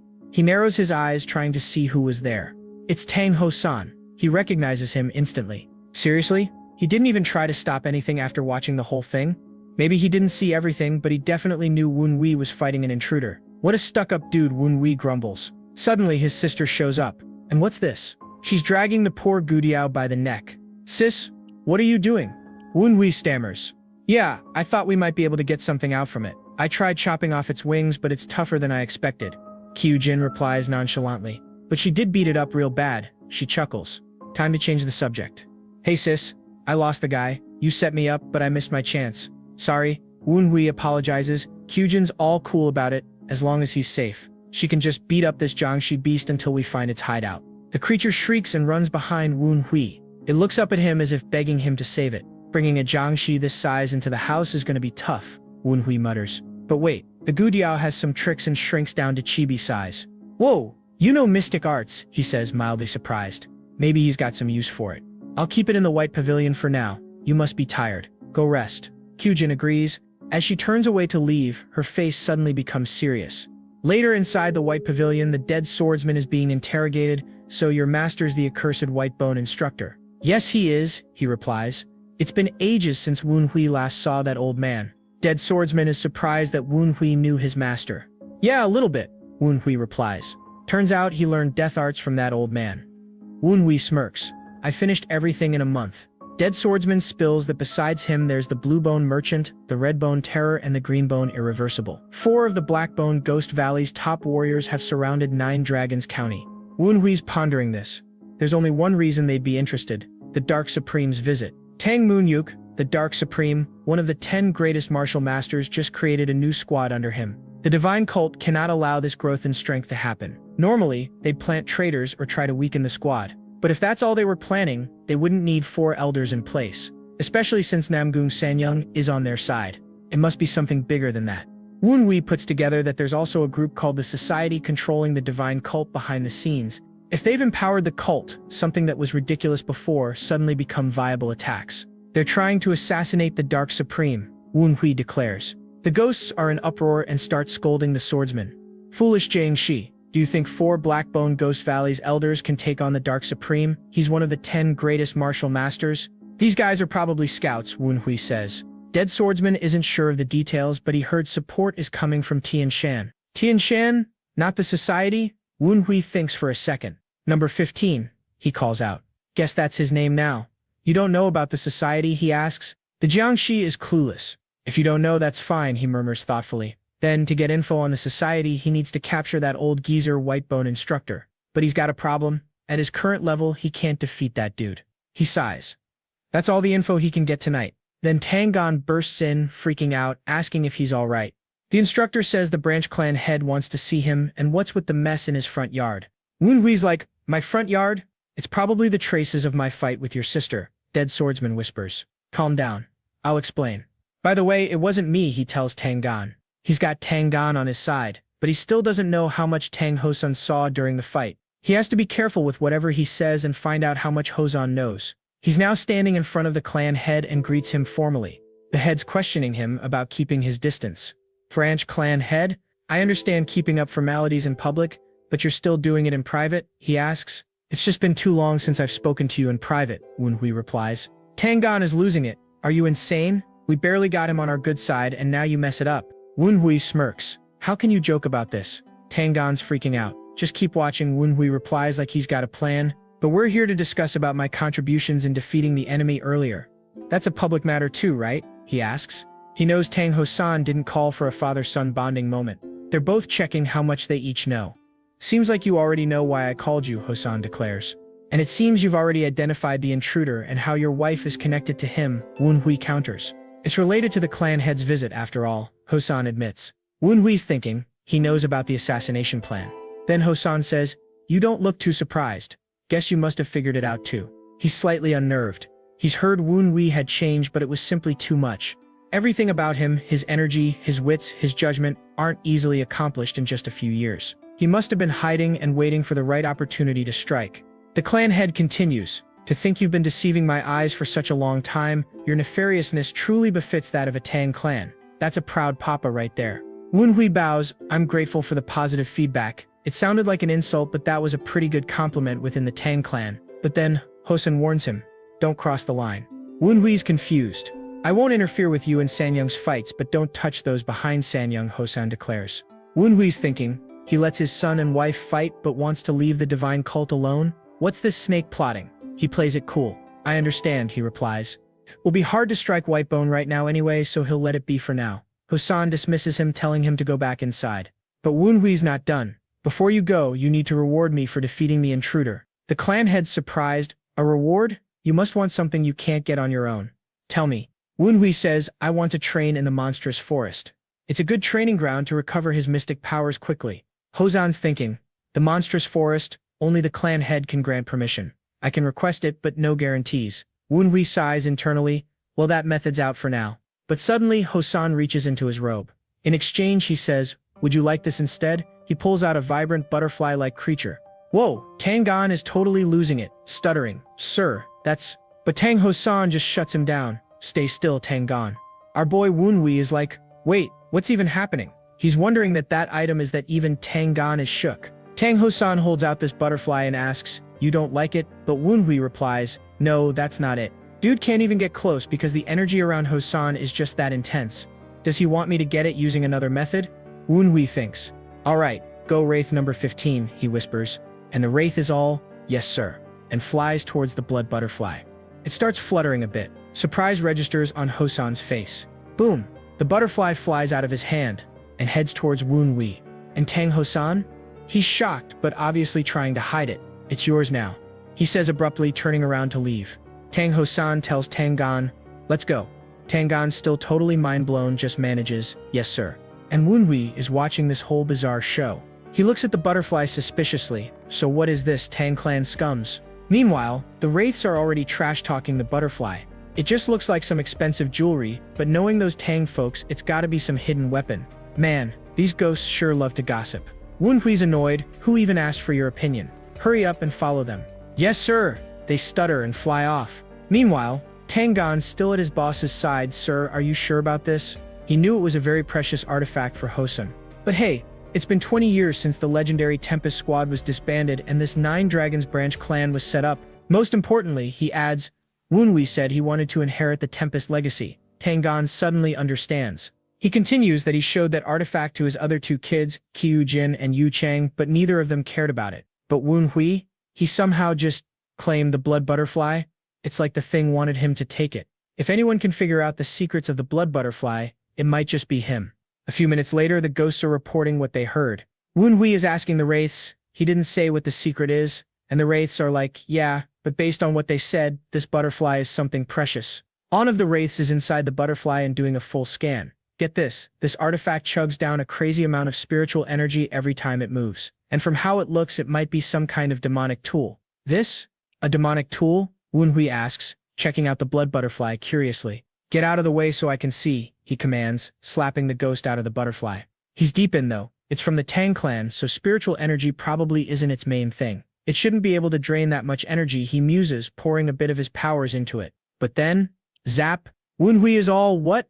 Woonhui's face turns dark. Stop resisting, you're making me look like a noob, he thunders, losing his temper. But the butterfly is still unaffected. Even the ghosts are out of ideas. He spends the whole night trying to unlock the butterfly's secrets. Later, he's just laying on his bed, sighing, totally frustrated because the blood butterfly kept him up all night. He decides he'll just deal with that thing later. Right now, he's got to focus on that white bone instructor. Once he finds out that his plan failed, dude's definitely gonna make a move. But then Tang Ho-san gave a clear warning, don't cross the line. His warning makes it super risky for him to just go wild. Is there seriously no way to mess up that white bone instructor's plans without worrying about Tang Ho-san getting in the way? It's not like a perfect opportunity is just gonna pop up instantly, he'll just have to be patient. Suddenly, the Gudiao bird lands in front of him, interrupting his thoughts. He totally forgot about the Gudiao. Okay, the Gudiao is strong, sure, but it's not enough to take on multiple dead swordsmen. If he's gonna use it, he needs to seriously power it up. He's got an idea. He'll use his own blood as the core ingredient. He's gonna take his dead man's eye and transform the Gudiao 3 into a super refined item loaded with the Phantom King's knowledge. He calls it the Phantom King's blood. The Wraiths are totally losing their cool, becoming complete fanboys over this ability. Since it's got the Phantom King's knowledge, it's gonna be an absolutely insane elixir for anyone who uses demonic arts. Do you want it? He says, offering it to the Gudiao. The Gudiao's excited, but Woonhui's like, but wait, why should I give it to you? What makes you worthy? He hits it with an offer, give him all the locations of the Beast Jiangshi farms in the Blackbone Ghost Valley. The Gudiao's all for it and nods its head vigorously. The deal is sealed. And with that, the Gudiao gobbles up the Phantom King's blood. Whoa! It instantly starts transforming into this beastly-looking bird with incredible power. The ghosts are blown away. Gudiao has been reborn. Woonhui's super pleased. He realizes that he just created Zhu, a fabled bird that used to signal the demonic army's advance. Woonhui asks the newly reborn bird how it feels, adding that it's now got a body way more useful than some spiders. Suddenly, ghostly hands materialize. It's an elderly ghost and he's shocked. The Wraiths yell, Elder Huan, wasn't your soul destroyed? Huan, now reborn inside the Gudiao's body, speaks, asking the cult heir why he brought him back. Woonhui holds up 3 fingers, saying there are 3 reasons. First, it's a reward for his loyalty. He points out that most of his subordinates cursed his name when they were dying, but Huan was different. That leads to the second reason. Huan still clings to the hope that Woonhui will protect his daughter. Elder Huan is totally shocked. Woonhui is blunt, saying he doesn't even know her name or face, so how is he supposed to find her? He tells Huan flat out, find her himself, with his own 2 hands. The elder is even more shocked at this generosity. And last but not least, the third reason is super simple. Wraiths are just easier to deal with than fools. Super petty move. Huan states that he thought he'd finally be free from his chains, but he sees now there's just no escaping Woonhui. After losing his wife, Huan's daughter was his only reason for living. She was his absolute treasure. Ever since Xion Hojin kidnapped his daughter, Huan has basically been living dead. Huan recalls that he even betrayed the cult leader and cult heir for her sake, yet he still couldn't protect her. Now to think he'd actually get another chance. He pledges his allegiance to Woonhui. I will dedicate my soul to your cause. My fate is now yours to command, he declares resolutely, pledging to follow orders without hesitation. Woonhui asks if Huan still has the Gudiao's memories and if he knows where those ranches are. Huan is ready, saying if Woonhui gives the command, he'll fly there right now and rip them apart with his new talons and beak. Woonhui likes that, saying good, and commands him destroy those farms and show the traitors the unstoppable advance of the divine cult. The Gudiao, now Huan, lets out a resounding, yes sir. The powered-up bird flies off into the sky. Woonhui figures that if Huan starts laying waste to the farms, the white bone instructor won't have any time to focus on him, which buys him some much-needed time. Namgung Sanyang arrives after her long journey. She's totally wiped out after that overnight ride. But she spots a letter from Yu Yung and the corners folded over. She instantly knows something is way off. She picks it up, and bam! Absolute shocker. Yu Chang and that bastard's son had a duel, and the bastard actually won, and apparently he even threw down with Kyu Jin too, and it was a tie. And even more, the branch head witnessed everything. She's trying to digest this when Kyu Jin shows up. You can tell she means business when she asks her mother where she's been. Namgung Sanyung tries to play it cool, all smiles. Oh, hey Kyujin, fancy seeing you here so early. Her mom tries to brush it off as something urgent she needed to attend to. But Kyujin drops a bombshell. A Jiangshi invaded the Nine Dragons division last night and went straight for Wunhui. She acts super casual, like it's no big deal, but her mind is racing. The Jiangshi she saw yesterday must have been the one that got rid of that stupid kid. But I fought off that Jiangshi, Kyujin declares. Madam Sanyung is shocked. What did you just say? She's genuinely worried and grabs Kyujin. Seriously? Why would you do that? Are you hurt anywhere? But Kyujin's like, nah, I'm good. But the Jiangshi actually mentioned you and hesitated to fight back. She accuses her mother. Sanyung's seriously pissed. How could those idiots screw this up? She tells Kyujin that everything she does is for her and Yu Cheng's sake. Wunhui is just getting in the way of everything. Kyujin is not having it. Do you hate Wunhui so much that you would actually use a Jingshi against him, even knowing that your daughter is part of the Jingsheng sect? She asks. Namgung Sanyung is totally flustered, but Kyujin stands firm. If her mother keeps going down this dark path, she's gonna have to stop her herself, even if it means getting rough. Sanyung shouts her name, totally in disbelief. How can she not understand where she's coming from? Looking for someone to blame except herself, she screams. It's all that bastard's fault. She should have gotten rid of him a long time ago. She needs to head back to the temple right away, sincerely believing that what she's doing is for her daughter. Later that day, Tangan and Wunhui are walking through town. Tangan is still complaining. Seriously, you're pretty gutsy. Do you really have to come out here in the open after what happened last night? Wunhui just shuts him down. You can go back home if you're just gonna whine. They finally arrive at a building that reads Lu Ban's Foundry. Using the name of a god of craftsmanship and Taoism is pretty bold, Wunhui thinks. They step in and Tangan looks for the owner. What? Is that loser here? He calls out from inside the shop. Tangan introduces them. Alright, meet the owner of Lu Ban's Foundry, Tang Chugyun. Wunhui gives a polite greeting, but the owner is having none of it. Are you the second son of that cold jerk? He asks pointedly. Yeah. I'm Tang Wunhui, he replies. Apparently this owner guy has known the family since way back like Tempest Squad days and is close enough to call Tang Hosen a jerk. Tang Chung-yung turns to Tangan. You didn't just bring him all the way out here just to say hi, did you? He says. Tangan replies, nope, he wants you to make something.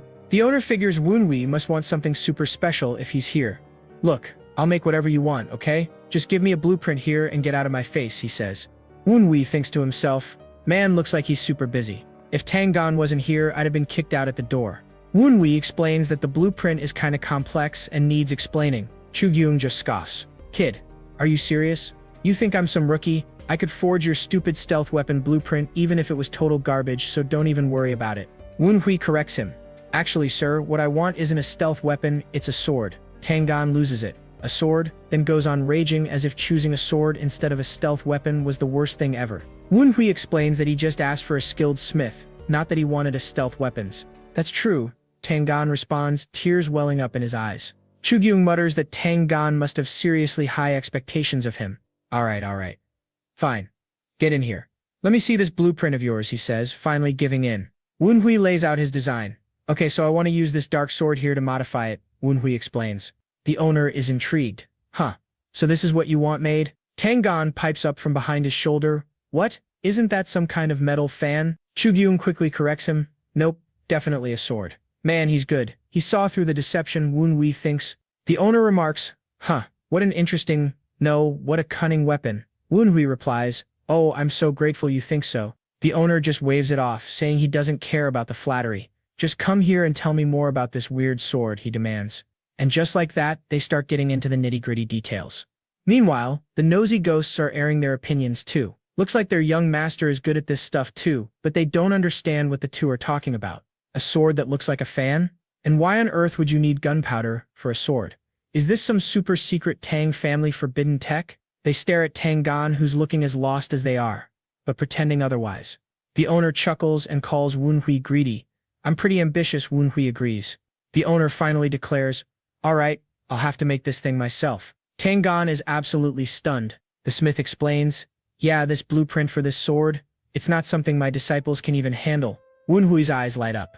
This is his big chance. He bows super dramatically and says, sir, to be able to showcase a sword made by you during the clan head's visit, that would be the greatest honor.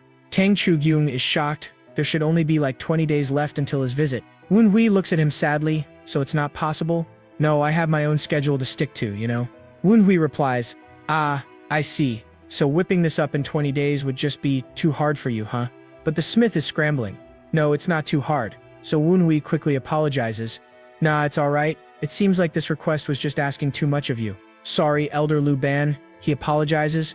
"Man, our MC is a master, even calling him with the god's name." The smith is beyond furious. "Too much for me? Too hard?" he roars. "I am Lu Ban. I am Tang Chugyung," something like this. "It'll only take me 15 days. Woonhui, with a massive grin, knew he had him. "Yes, I knew it. You're absolutely amazing." Tangon and the spirit dudes just watch this exchange. Another one bites the dust. They sigh. Back outside, Woonhui's walking and going through his plans. He's actually impressed. The smith is way more capable than he initially gave him credit for. Suddenly, someone calls his name. It's Kyu Jin, and she's got something heavy she needs to talk to him about. Woonhui can sense the murderous energy of the azure spectral streak seeping out from her. That means she's losing control of her emotions. She asks him, "I know it's sudden, but what do you think about the past?" She wants to know if he holds feelings of resentment about the past. Woonhui hits her with a curveball. "Okay, try this. Can you catch the wind?" He explains his point. "Look, you can try to grab the wind for a second, right? But you can't actually hold on to it." He continues, "If you could just stop it like that, it wouldn't even be wind anymore." Then he asks, "What does the past matter? There are so many things I want to do right now. Honestly, the future is way more important to me," he tells her. The girl finally gets it. "Thanks, Woonhui. Seriously, I figured things out because of you."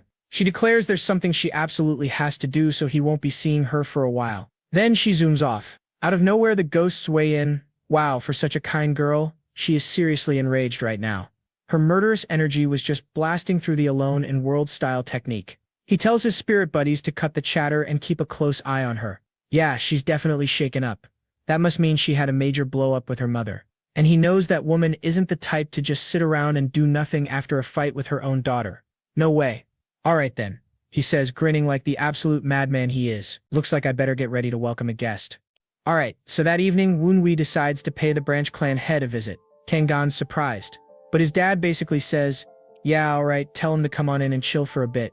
Woonhui strolls in and Tangon is like, "What are you even doing here?" He tries playing it cool, saying he just wanted to pop by and say hey to his dad, father-son stuff, but Gon's having none of it. Tells Woonhui to bounce if he's gonna spout nonsense.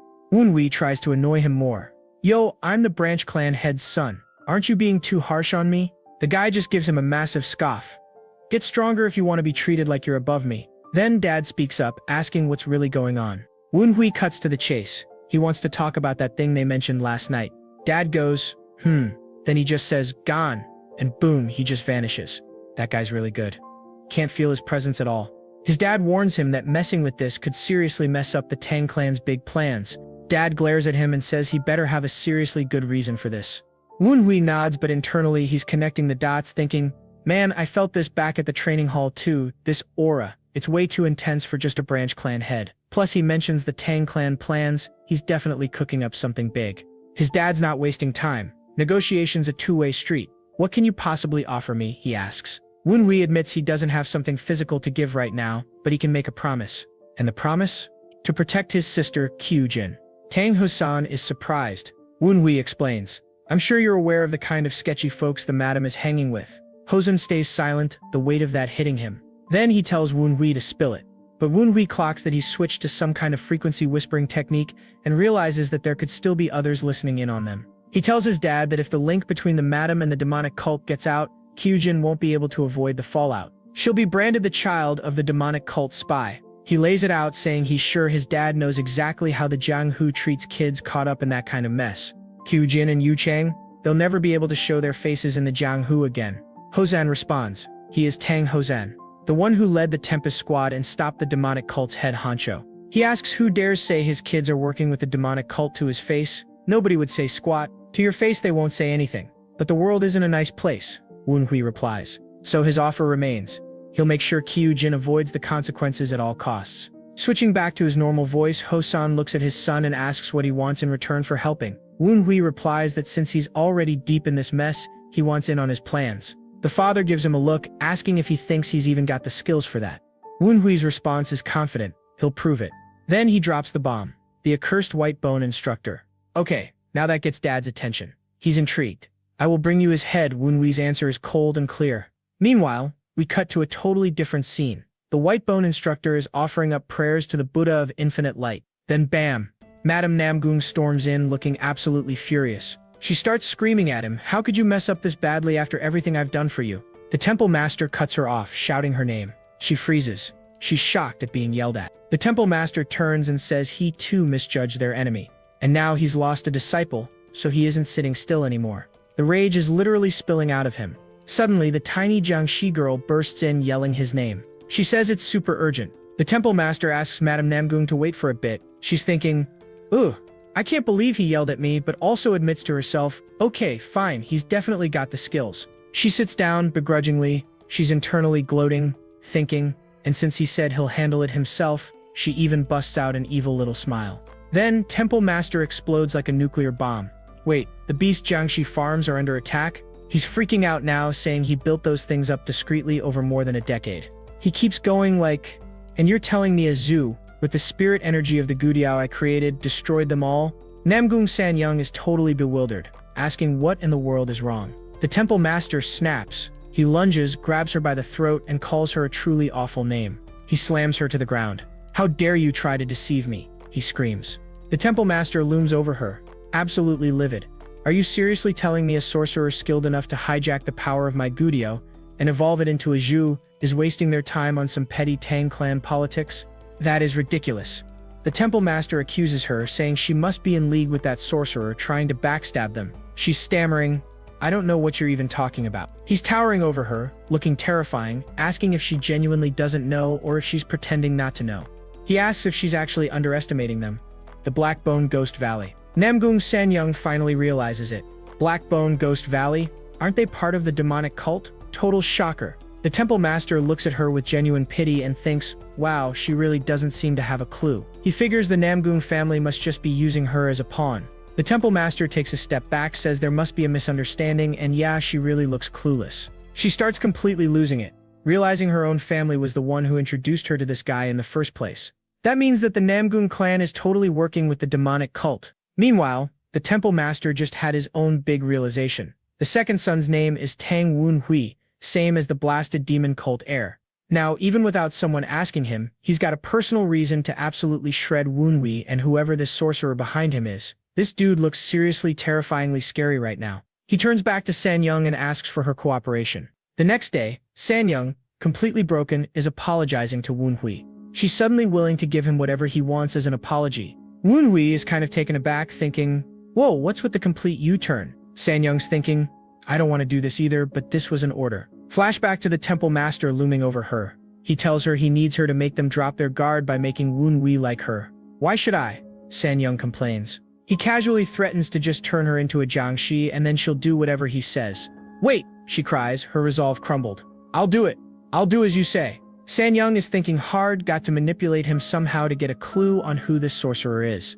It's totally humiliating, but she has no choice. Suddenly, Wunhui leans in closer and uses that secret voice technique. She must be terrified of the branch clan head finding out that she was working with the demonic cult, right?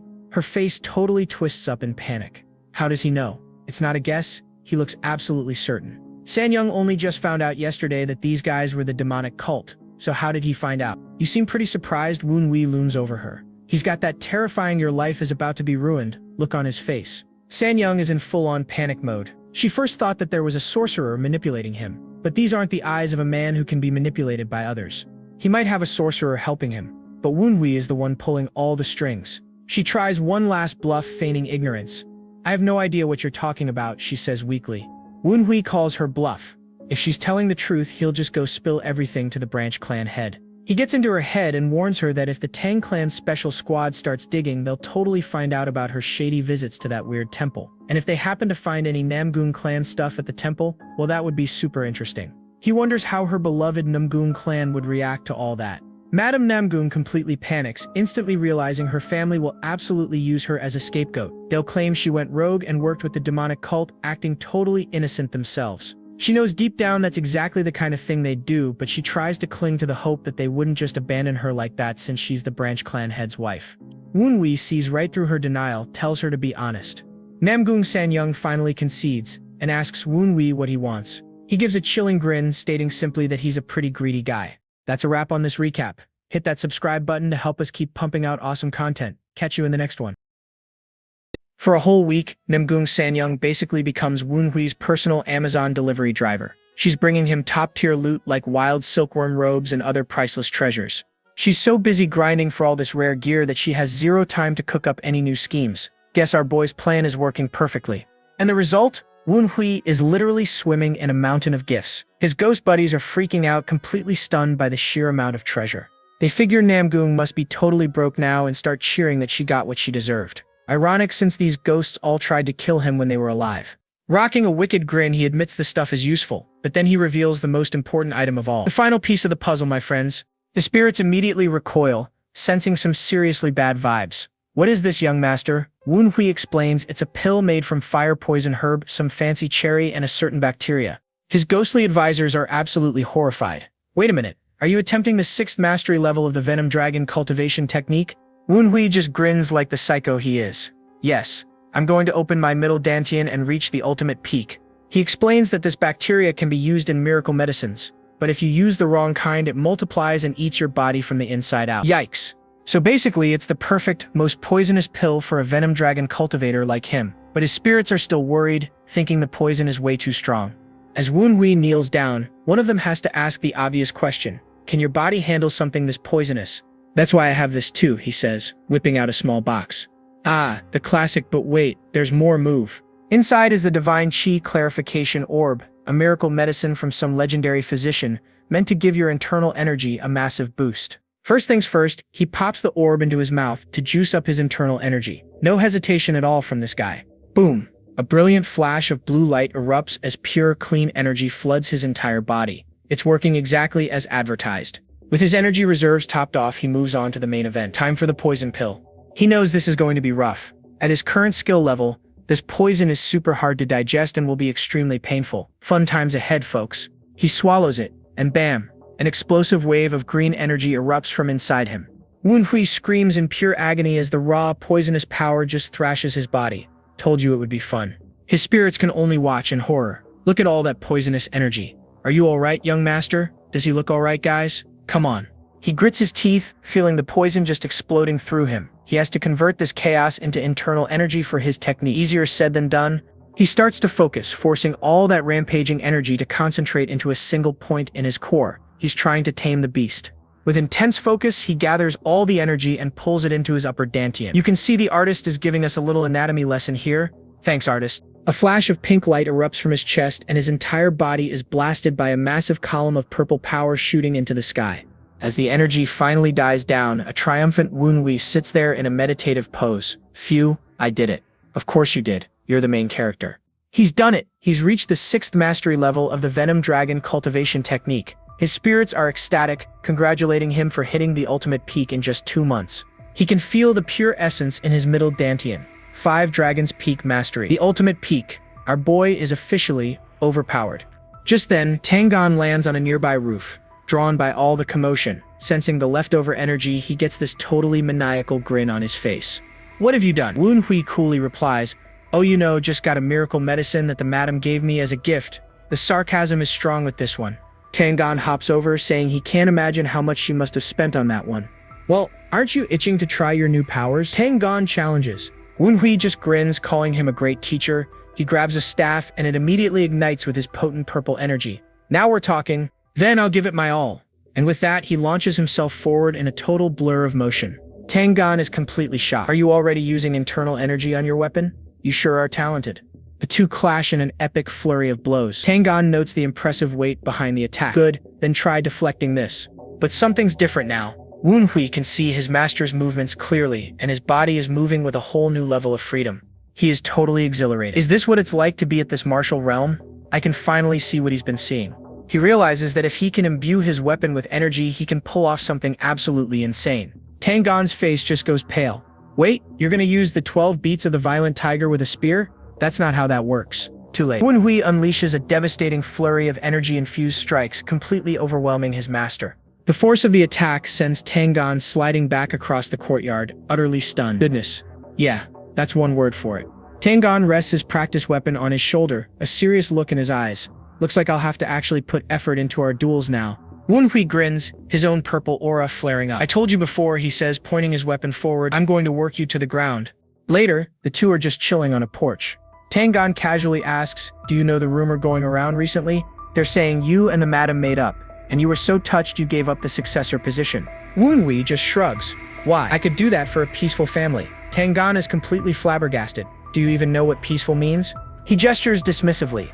I assume these rumors are because of the presents she's been giving you, but there's no way that's true. With a wicked grin, Woon-hui leans in and whispers, I need her to act like that in order for me to have the upper hand when I fight the accursed white-bone instructor.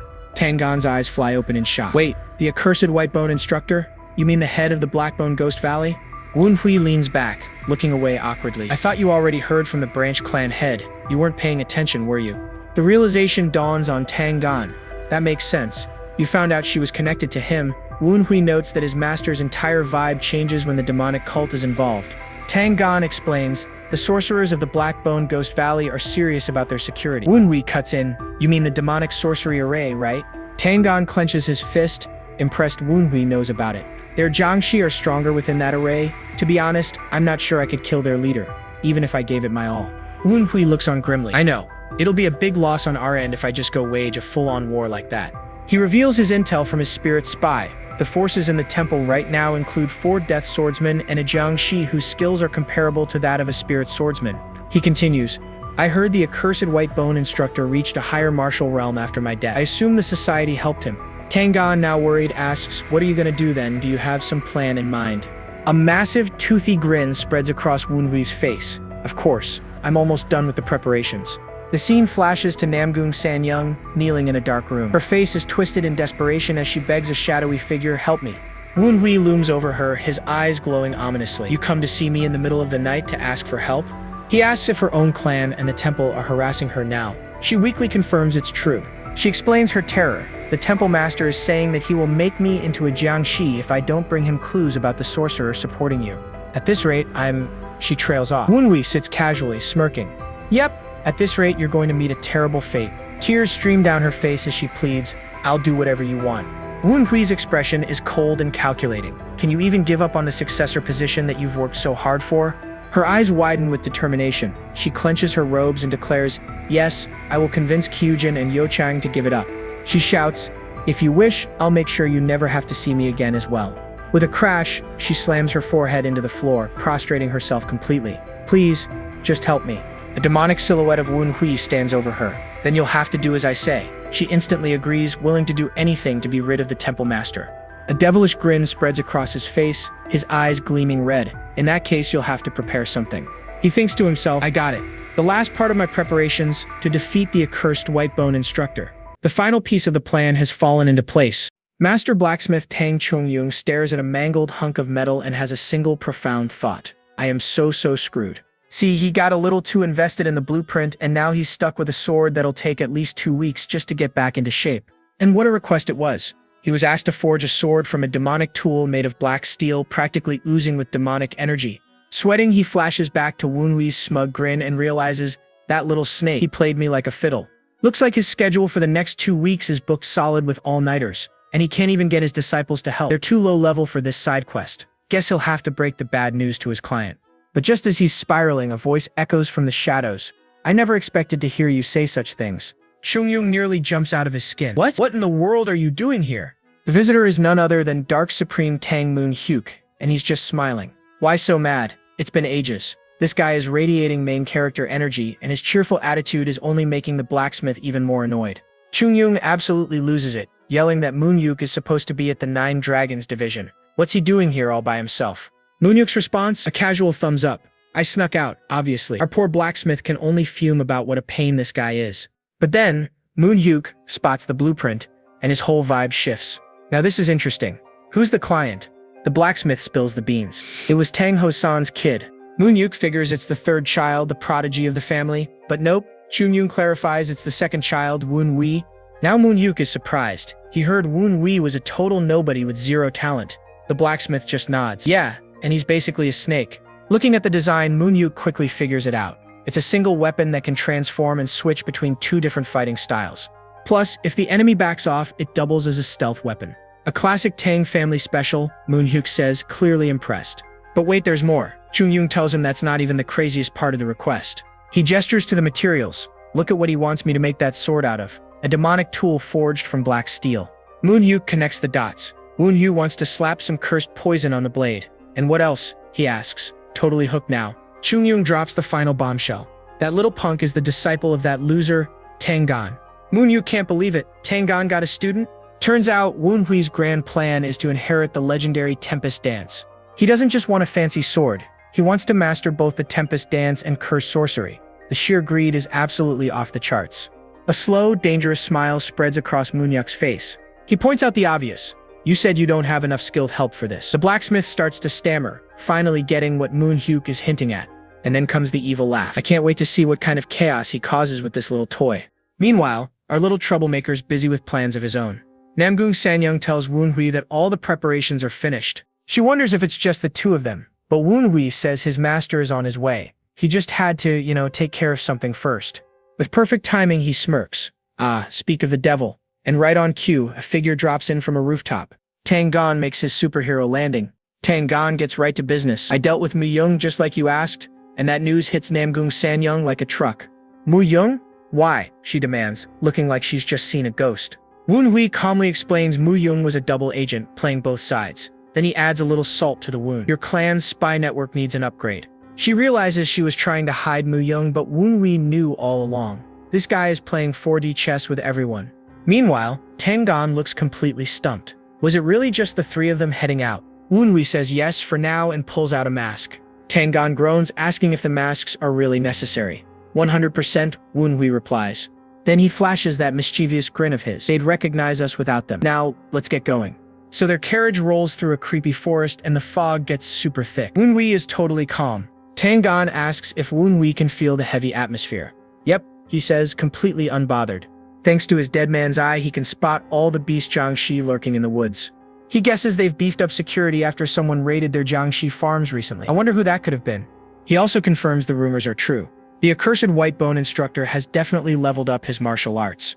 But as he's scanning their defenses, something clicks. He recognizes this flow of sorcery. He summons one of his spirits, good old number 15. Get out here. The little guy pops up instantly, ready for orders. Woon-Hui's eyes narrow. That old white bone dude, he stole my sorcery book, didn't he? The poor spirit is terrified, stammering that he heard they found a ton of books when they ransacked his old pavilion back during his Demon Lord days. Hearing this, Woon-Hui's other spirits go ballistic. Those stupid Jiangxi, how dare they raid our stuff? Woon-Hui just sighs. He thought everything was destroyed in that giant explosion, but apparently some of his old notes survived. But hey, using magic against the person who literally invented it is like leaving the key in the lock for the burglar. Finally, the carriage rumbles to a stop. Woon-Hui and Tangan help Namgung Sanyung out of the carriage. The huge gates creak open, revealing a creepy doll-like girl with blue skin and red eyes. Welcome, daughter of Namgung. What brings you here? Namgung, looking tough, gets straight to the point. I have the items the temple master requested. The blue girl says they're on high alert, so she'll handle the cargo herself. Your friends can wait outside. Tangan is ready to throw down, but Woon-Hui calmly tells him to chill out and wait. Namgung drops a little hint, warning the girl the items might be cursed. If a Jiangxi handles them, won't it trigger something? The girl actually hesitates for a second, then allows all of them inside. She leads them up some stairs and announces their arrival. Temple Master, the Namgung woman is here, the stuff you wanted. A loud voice booms from inside. Let her in. The doors slide open to a super creepy, dimly lit room with a seriously ominous aura. Namgung gives a formal greeting to the figure at the altar. I greet the Temple Master. The white bone instructor leans forward with a horrifying, cracked smile. Yes, at last, you've brought his things. Namgung explains that since she couldn't tell which items were cursed, she just grabbed everything from Woon-Hui's room. The instructor lets out a creepy laugh, totally pleased with her work. Woon-Hui steps up and places two large chests right on the floor in front of him. The instructor is giddy with excitement. He can feel the immense power radiating from the chests. You have done very well. He eagerly reaches to open a chest, ready to start tracking his enemies. But when he looks inside, his excitement turns to pure confusion. And what is this? It's not full of ancient artifacts. It's packed to the brim with bombs. Explosives? He asks, completely stunned. Before the guy can even process what's happening, Woon-Hui and Tangan grab Namgung and launch themselves towards the door. As they zip away at high speed, the white bone man is surprised, totally oblivious to the single lit fuse poking out of the chest. His eyes glow with pure rage as he finally realizes it's a trap. Shoot. And then boom, the entire temple erupts in a massive fiery explosion, wiping everything off the map. The three stop just outside the blast range. Tangan is feeling pretty good about that, thinking it was enough to mess up their enemy's demonic sorcery array. But Wunhui just grins. He knows the fight is not over. Not even close. Looking at the absolute mess they made, their companion wonders if the accursed white bone instructor could have survived that. Wunhui's like, nah, he's a Jiangshi. He is definitely alive. Might be missing an arm or a leg though. And speak of the devil, it looks like he was not the only one who survived the blast. Some new players are entering the game.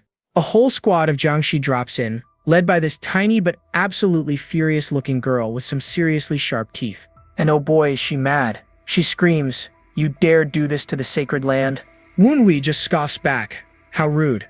All I did was destroy one little house. What a troll. The Jiangshi immediately recognize who they're up against, the fierce Wind Knight Tangan, the second strongest in the 9 Dragon Division. And next to him, our boy Tang Wunhui, the second son. Their presence means one thing, my friends. The Tang clan knows everything. One of the Jiangshi shouts the order, capture them alive at all costs. They need to know how much the Tang clan knows. Before they could even make a move, one of them gets sliced and blood just sprays everywhere. Tangan is already deep in their ranks, casually asking, how dare you monsters pretend to be humans? The leader is completely stunned. He just one-shotted a dead swordsman with a surprise attack. Yeah, this dude is not just strong, he is a martial master who has already hit the supreme peak level. Wunhui thanks him for clearing the way and just dips, leaving Tangan to handle the mob. Tangan is just like, just my luck. The Jiangshi leader shouts at her crew, ignore him. He is no threat. Ouch, poor Wunhui. With Wunhui out of the picture, the whole squad turns on their real target. Use everything we have to take him down. But Tangan just grins, totally ready for this. You want to capture me? Try your best, damn Jiangshis. Meanwhile, back at the crater, a shadowy figure with claws starts climbing out of the wreckage. It is the accursed white bone instructor himself, and he is absolutely furious. That idiot dared to betray us? He realizes his healing factor is nerfed. That explosion must have messed with the foundation of his sorcery array. So now he has a choice. Does he try to fix his power source, or does he cut his losses and get out of there? But before he can decide, a familiar voice calls out, I came all the way out here for you and you are planning to run? The instructor recognizes him. Wunhui just smiles. Long time no see, old man. The last time we met face to face was when I learned mystic arts from you. The instructor is totally lost. Wunhui reminds him, did you forget? You were my master for a month? The instructor repeats the words, trying to make it make sense, and then suddenly he recognizes that way of speaking. His eyes go wide with absolute terror. It cannot be. Wunhui's hands start glowing with a nasty purple energy. You could not recognize me after stealing my mystic arts? I am quite upset. The instructor stares as the horrifying truth finally hits him. You are the cult heir Yan Wunhui? In a total panic, the instructor unleashes a storm of blue energy, powering up to his absolute maximum. Wunhui just smirks, not even bothered. You have gotten stronger. Good thing I destroyed your demonic sorcery array first, or this might have been dangerous. The instructor lunges, slamming into the ground where Wunhui was standing, but his target is already gone. Wunhui senses something is weird with the attack. He activates his dead man's eyes to see what trick the old man is pulling. But what he sees, or rather does not see, leaves him completely shocked. Huh? Where did the old geezer go? He is so confused. The guy sucks at stealth and there is no mystic energy, so it is not an illusion. Suddenly, his little ghost buddies pop up, pointing to the sky. Cult heir, the white-boned bastard, he is over there. Wunhui looks up and sees the instructor making a run for it on some kind of flying skeleton creature. He sighs, not sure if he should call the guy a scaredy cat or praise his quick thinking. But then a wicked grin spreads across his face. Of all the directions to run, the instructor picked the absolute worst one. The instructor is flying for his life, totally panicking. The cult heir? How the hell is that damned punk alive? He knows the cult heir would not reveal his identity unless he had a way to win. The kid is just that type of bastard. He has to retreat. Just then, he feels a massive wave of anti-demonic energy. Blocking his path is none other than Tang Kyujin. Oh, you're so busted now, Boney. With one powerful slash, she unleashes a wave of golden light that slams right into the fleeing instructor. As the instructor goes down, Wunhui just smirks. That is what you get for ignoring me, old man. Kyujin rushes to his side as he gives her a super cheerful greeting. Welcome, sis. She is freaking out. Wait, what are you doing here? He grins. I was clearing out the demon cult with your mother. He explains that the Jiangshi she just blasted is from the demon cult and he is here to capture him. This just makes Kyujin even more confused. She came here because she heard her mom was plotting with the sorcerer on this mountain. Wunhui gets why she is confused, but there is no time to explain. He needs to get her out of the way before the old geezer tries to escape again. He tells her he can handle the instructor himself and asks her to go help Tangan. Then he drops another bombshell. Tangan is fighting a whole mob by himself while also protecting her mother.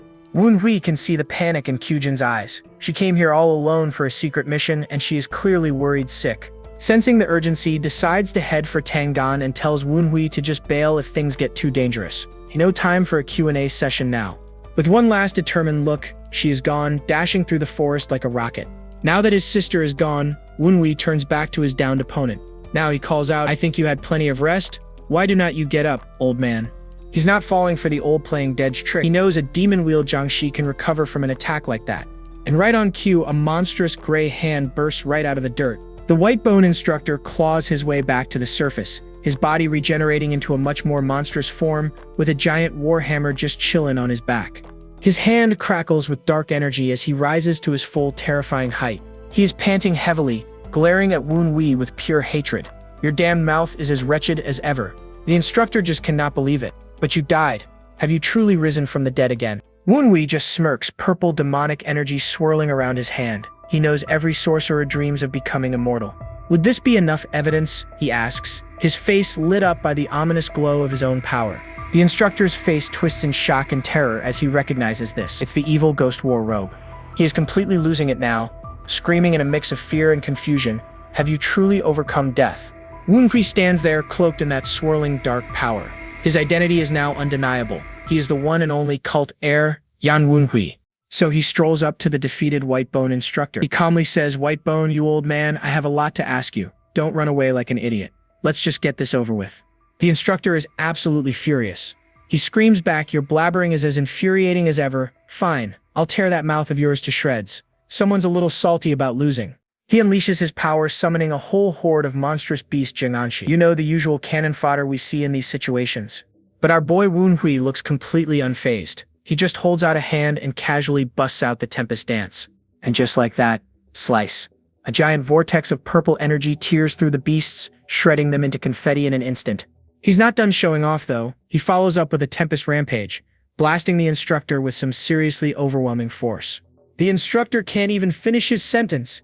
He sputters out martial ah before the attack slams into him and sends him flying. Woon-hui closes the gap in a flash. The instructor is stunned, realizing his intel was total garbage. This kid wasn't supposed to even hit his peak yet. The old man is just reeling, his mind racing. How did he get this strong so fast? He's thinking, that darn cult heir can even use martial arts now? With a final, desperate cry of "this is impossible," the instructor gets launched by a devastating kick. Bam! Woon-hui lands gracefully, looking totally unimpressed. He taunts, "Old man, got any tricks left? If this is all you've got, it's a real letdown." Enraged, the instructor lunges again with the exact same attack. But Woon-hui is thinking, nah, there's no way he's that simple. It has to be a trick. And what do you know? He was right. The instructor's fist starts glowing with fiery energy as he roars, "Explode." A swarm of grotesque, floating corpses suddenly combusts in a massive explosion. Woon-hui just scoffs. Corpse combustion? Too obvious. The smoke clears, and surprise, surprise, the instructor is using the explosion as cover to flee. He's even grumbling about wasting his precious minions. But he doesn't get very far. Poof! Woon-hui instantly appears in his path. "Where are you headed, old man?" A flash of light, and the instructor is airborne again.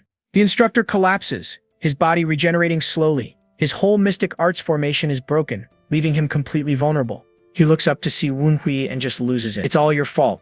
You blew up my demonic sorcery array. Dude, you're the one who picked this fight."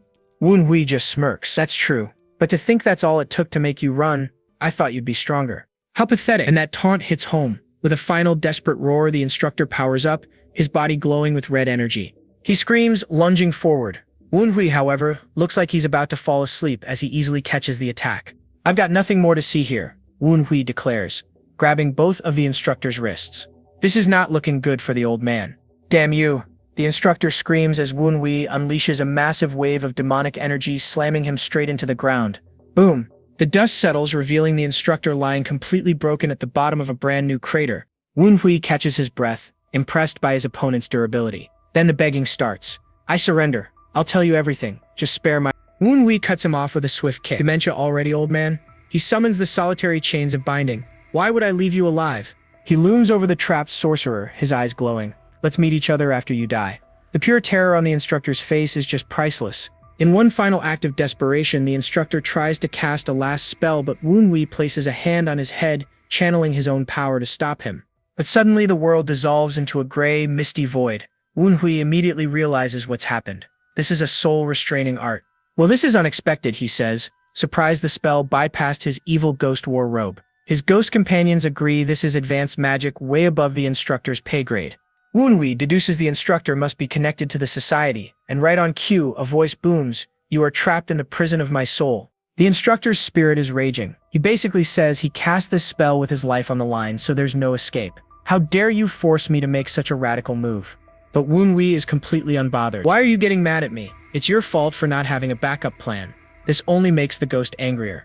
The instructor's massive ghost face appears, roaring in fury. Woonwee's spirits advise him to maybe find a solution before he makes things even worse. The instructor declares his final plan: "I will drown your soul within mine and steal everything you have, making them mine." Classic villain monologue. Trapped in the soul sea, his spirit companions are panicking, but Woonwee is coolly assessing the situation, realizing he's caught in some seriously advanced mystic arts. He needs to find the gate of life, but it won't be easy. It's a race to understand the structure of this soul prison before he drowns for good.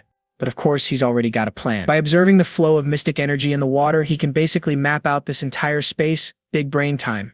He figures if he follows this gate of warding, it should lead him to a gate of resting where he can observe the entire layout of the spell. He arrives at a calmer spot, but there's a problem. He still can't see the exit. No gate of death, no gate of life, nothing. He recalls that the Whitebone instructor used his own life to cast this spell. This isn't about killing him, it's about taking over his body. A sinister grin spreads across his face as he finally figures it out. If drowning is the gate of death, then the gate of life must be. He gathers a ton of energy into his hand and prepares to make his absolutely insane move. Suddenly, he slams his hand right into his own chest. His ghost companions are screaming, thinking our boy just committed spiritual suicide. But he's not dying. He smirks, revealing his masterstroke. Death by anything other than drowning, that is this spell's gate of life. A true galaxy brain moment. And the gambit works. The Whitebone instructor's terrified soul materializes in his hand. "Damn you," he shrieks. With a cold, merciless grip, Woonwee completely crushes the instructor's soul, ending his desperate final attack once and for all. Alright, we jump right back into the action. Tangan is going full Beyblade mode, his spear a blur as he tears into the Jiangshi horde. Bam! His strike lands perfectly, sending one of the dead swordsmen flying back with a shriek. A female Jiangshi immediately screams out for her fallen buddy, yelling his name, Bakdong. Her teammate is panicking, but she tells him to hold the line. She just needs one little opening to turn the tables. Still, she can't quite believe it. Just how strong is this one human supposed to be? And Tangan is just loving this. He hits them with a smug grin, mocking them for being so cocky earlier. He's getting bored of this warm-up and basically asks how long they plan on wasting his time. That really ticks her off. The female Jiangshi blocks his next attack, screaming that she's on a whole other level. Tangan just smirks back. "Oh really? Well, let's see how you handle this." He unleashes the 100 Victory Whip. It's a tornado of attacks that just sends the Jiangshi flying. And he doesn't let up for a second, following up with the flowing flower technique. The pressure is insane. The girl is sweating bullets now. Even as a soul swordsman, she can barely even see his movements. She knows her squad is about to be wiped. Their HP bars are flashing red and they're running on fumes. Suddenly, she decides to sacrifice 3 members to take Tangan down. The girl doesn't hesitate. She holds up a talisman and gives the command, "All dead swordsmen, give up your lives." Her poor comrades are shocked. But well, what can you do? Tangan feels the vibe shift immediately. He's like, huh? What's going on with them? This is weird. Then it happens. The remaining Jiangshi go full kamikaze mode, charging him all at once in a suicidal rush. Tangan just scoffs, thinking, "You really think a group hug is going to get past my defenses?" But with a furious roar, the supercharged Jiangshi swarm him with overwhelming force. He's completely shocked to see them regenerating. "What? I definitely just cut your limbs off." He finally realizes he walked right into a trap and can only curse to himself. In a flash, the female Jiangshi is right behind him, yelling, "You bastard." Oh, it's a classic misdirection. She used her kamikaze squad as a smokescreen to hide her real attack. He knows it's too late to dodge completely. The best he can do is sacrifice an arm to avoid a fatal blow. But just as her claws are about to connect, a sword obliterates her arm. Tangan can't believe his eyes. He's thinking, wait a second, I know that sword. The Jiangshi recoils, feeling a powerful anti-demon energy. She snarls, "Someone from Qingcheng? Is it Tang Kyujin?" And there she is. Kyujin rushes in, sword ready, asking, "Tangan, are you alright?" He lets out a huge sigh of relief. "Yeah, thanks to you, Miss Kyujin. Perfect timing." And with that, his eyes flash an intense red. and he finishes off the Jiangshi. Before she can even process it, down she goes in a single brutal strike. With the fight over, Kyujin walks over to Tangan, who confirms that every last Jiangshi has been taken care of. He asks why she's here, and she gets super flustered, quickly changing the subject. Shouldn't we go help Hui? Tangan explains Wen Hui's orders were pretty clear. They handle the minions, and he takes on the final boss alone. He also adds that Wen Hui seemed ridiculously confident about it, so he's probably going to be just fine. Meanwhile, in the Soul Sea, the Whitebone instructor is absolutely losing it. Cult Air, you crazy lunatic. You pulled out your own heart. Wen Hui, just floating there, calmly reveals his gambit. This old man is the gate of life. He explains that the instructor's spell only works if he dies from drowning. The instructor can't believe he'd risk it all so easily, but before he can finish his rant, Wen Hui just crushes him. Pop. A huge explosion of energy erupts, but Wen Hui realizes the instructor changed the space at the last moment. He suddenly finds himself in some kind of bizarre alien jungle. This is getting weird, folks. The instructor's voice echoes around him, promising to watch him die from all the poisonous creatures here. Wen Hui is completely unimpressed. First water, now poison? Is this really the best you can do with such a fancy spell? He casually snatches a lizard creature out of the air and says, "You can cut the terrible acting now, old man." Busted. The instructor freaks out and unleashes another massive blast of purple energy in a panic. The world shifts again, and now Wen Hui is just falling through the sky. Okay then. He immediately figures out the trick. That means the old man must be right about there. He sends out a wave of energy like a radar pulse, and yep, he instantly finds his target. The instructor's hidden form, a giant eyeball, is revealed. He looks shocked that he was found so quickly. In a total panic, he rapidly cycles through a desert, an ice cave, and a volcano. And in every single one, Wen Hui manages to find him. But then they're right back where they started. Wen Hui just smirks. So, have you run out of ideas yet? The instructor, now a big red blob of energy, demands to know his trick. Wen Hui just shrugs. Maybe because I'm a genius? Then he drops the bomb, revealing he knows the spell's true nature. It captures the soul and sends them into a world of fantasies. He finally figures out its name. Soul Restraining Fantasy Net. The instructor is absolutely horrified. What? You figured out its actual name? Wen Hui explains it coolly. You just used it too much, old man. You basically showed me the entire blueprint. You see, folks, a mystic art's name isn't just a simple title for show. Unlike martial artists who shout out moves to look cool, sorcerers hide spell names because they reveal the spell's entire source code. With a massive crack, the entire soul prison shatters from the inside out. Wen Hui is breaking free, and there's the big brain play. Wen Hui knows that once you've analyzed a spell's structure, it can no longer trap you. The Whitebone instructor can only watch in horror. His life's work, the mystic arts he sacrificed everything for, are being dismantled so easily. As the last of his power crumbles to dust, all the old man can do is let out one final pathetic scream for help. And with one final deafening crack, the soul prison goes bye-bye. Wen Hui just smirks, looking way too cool as his spell completely dismantles the place. The Whitebone instructor is, understandably, having a meltdown. No, I sacrificed my life for this. As the last piece of his little pocket dimension crumbles, Wen Hui makes his grand return to the real world. He lands right on top of the instructor's ghost form. With a casual, "Whew, I'm back." He's not done rubbing it in either. "I learned an interesting spell thanks to you, old man."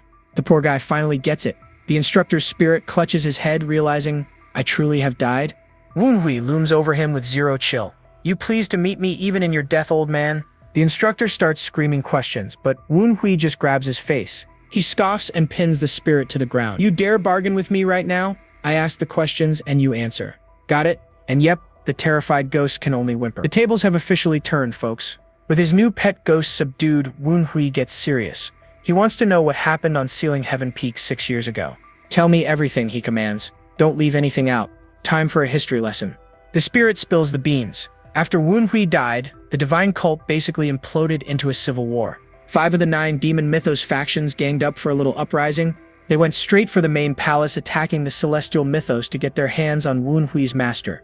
The instructor explains that only one faction stood against them, leading to a brutal internal war. It was a total mess. But Wen Hui cuts right to the chase. "So then, what happened to my master?"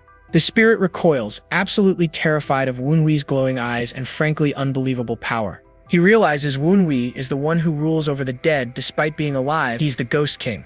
Now that he's a ghost himself, the instructor feels it, an overwhelming fear. He knows if he disobeys, he'll be deleted. But then something happens. "Something's coming," Wen Hui mutters. Out of nowhere, a swirling vortex of dark energy appears, sucking the terrified spirit right in.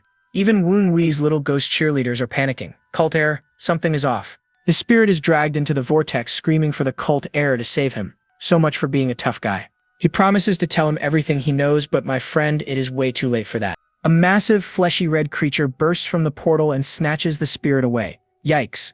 The creature devours the soul in a single gulp, leaving everyone completely and utterly baffled.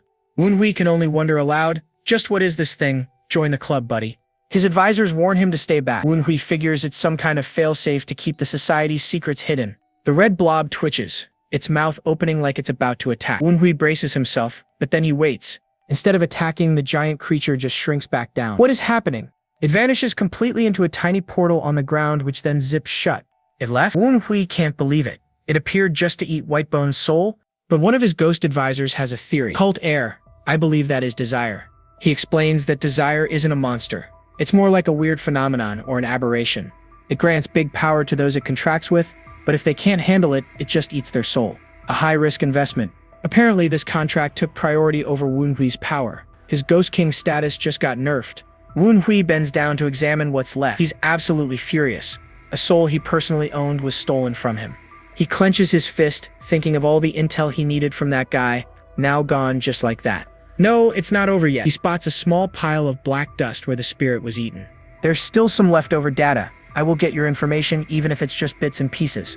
He focuses, searching the remnants for the clearest thought, the memory at the moment he was eaten. He realizes this memory must be linked to the society. The moment he made his deal with the devil, the memory forms.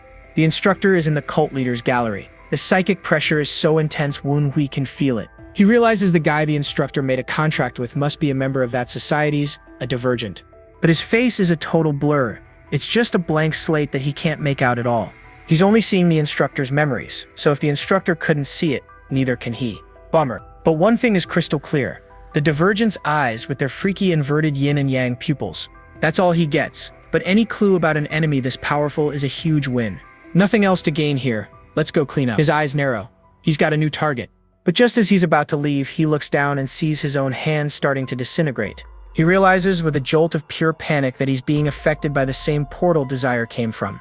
This is bad. By digging through the ashes, he basically pinged his location to the enemy. The Master of Desire, that mysterious divergent, has found him. He has been detected. If he stays any longer, he's gonna get more than just sensed. He has to get out now. She's sheer effort to rip his consciousness out of there draws blood. He yanks himself free with a massive surge of power, shattering the connection. A full-on emergency logout. Woonhui collapses back into the real world, panting heavily as spirits swirl around him. His ghost advisors rush over, all worried. Cult heir, are you all right? He brushes them off, saying he's fine, but he's thinking, they almost got me. That was way too close. But hey, it was worth it. That close call got him some incredibly important information. The ghosts are totally amazed. As expected of the cult heir, you got intel from just his leftover thoughts. Woonhui's expression hardens with cold, serious resolve. Playtime is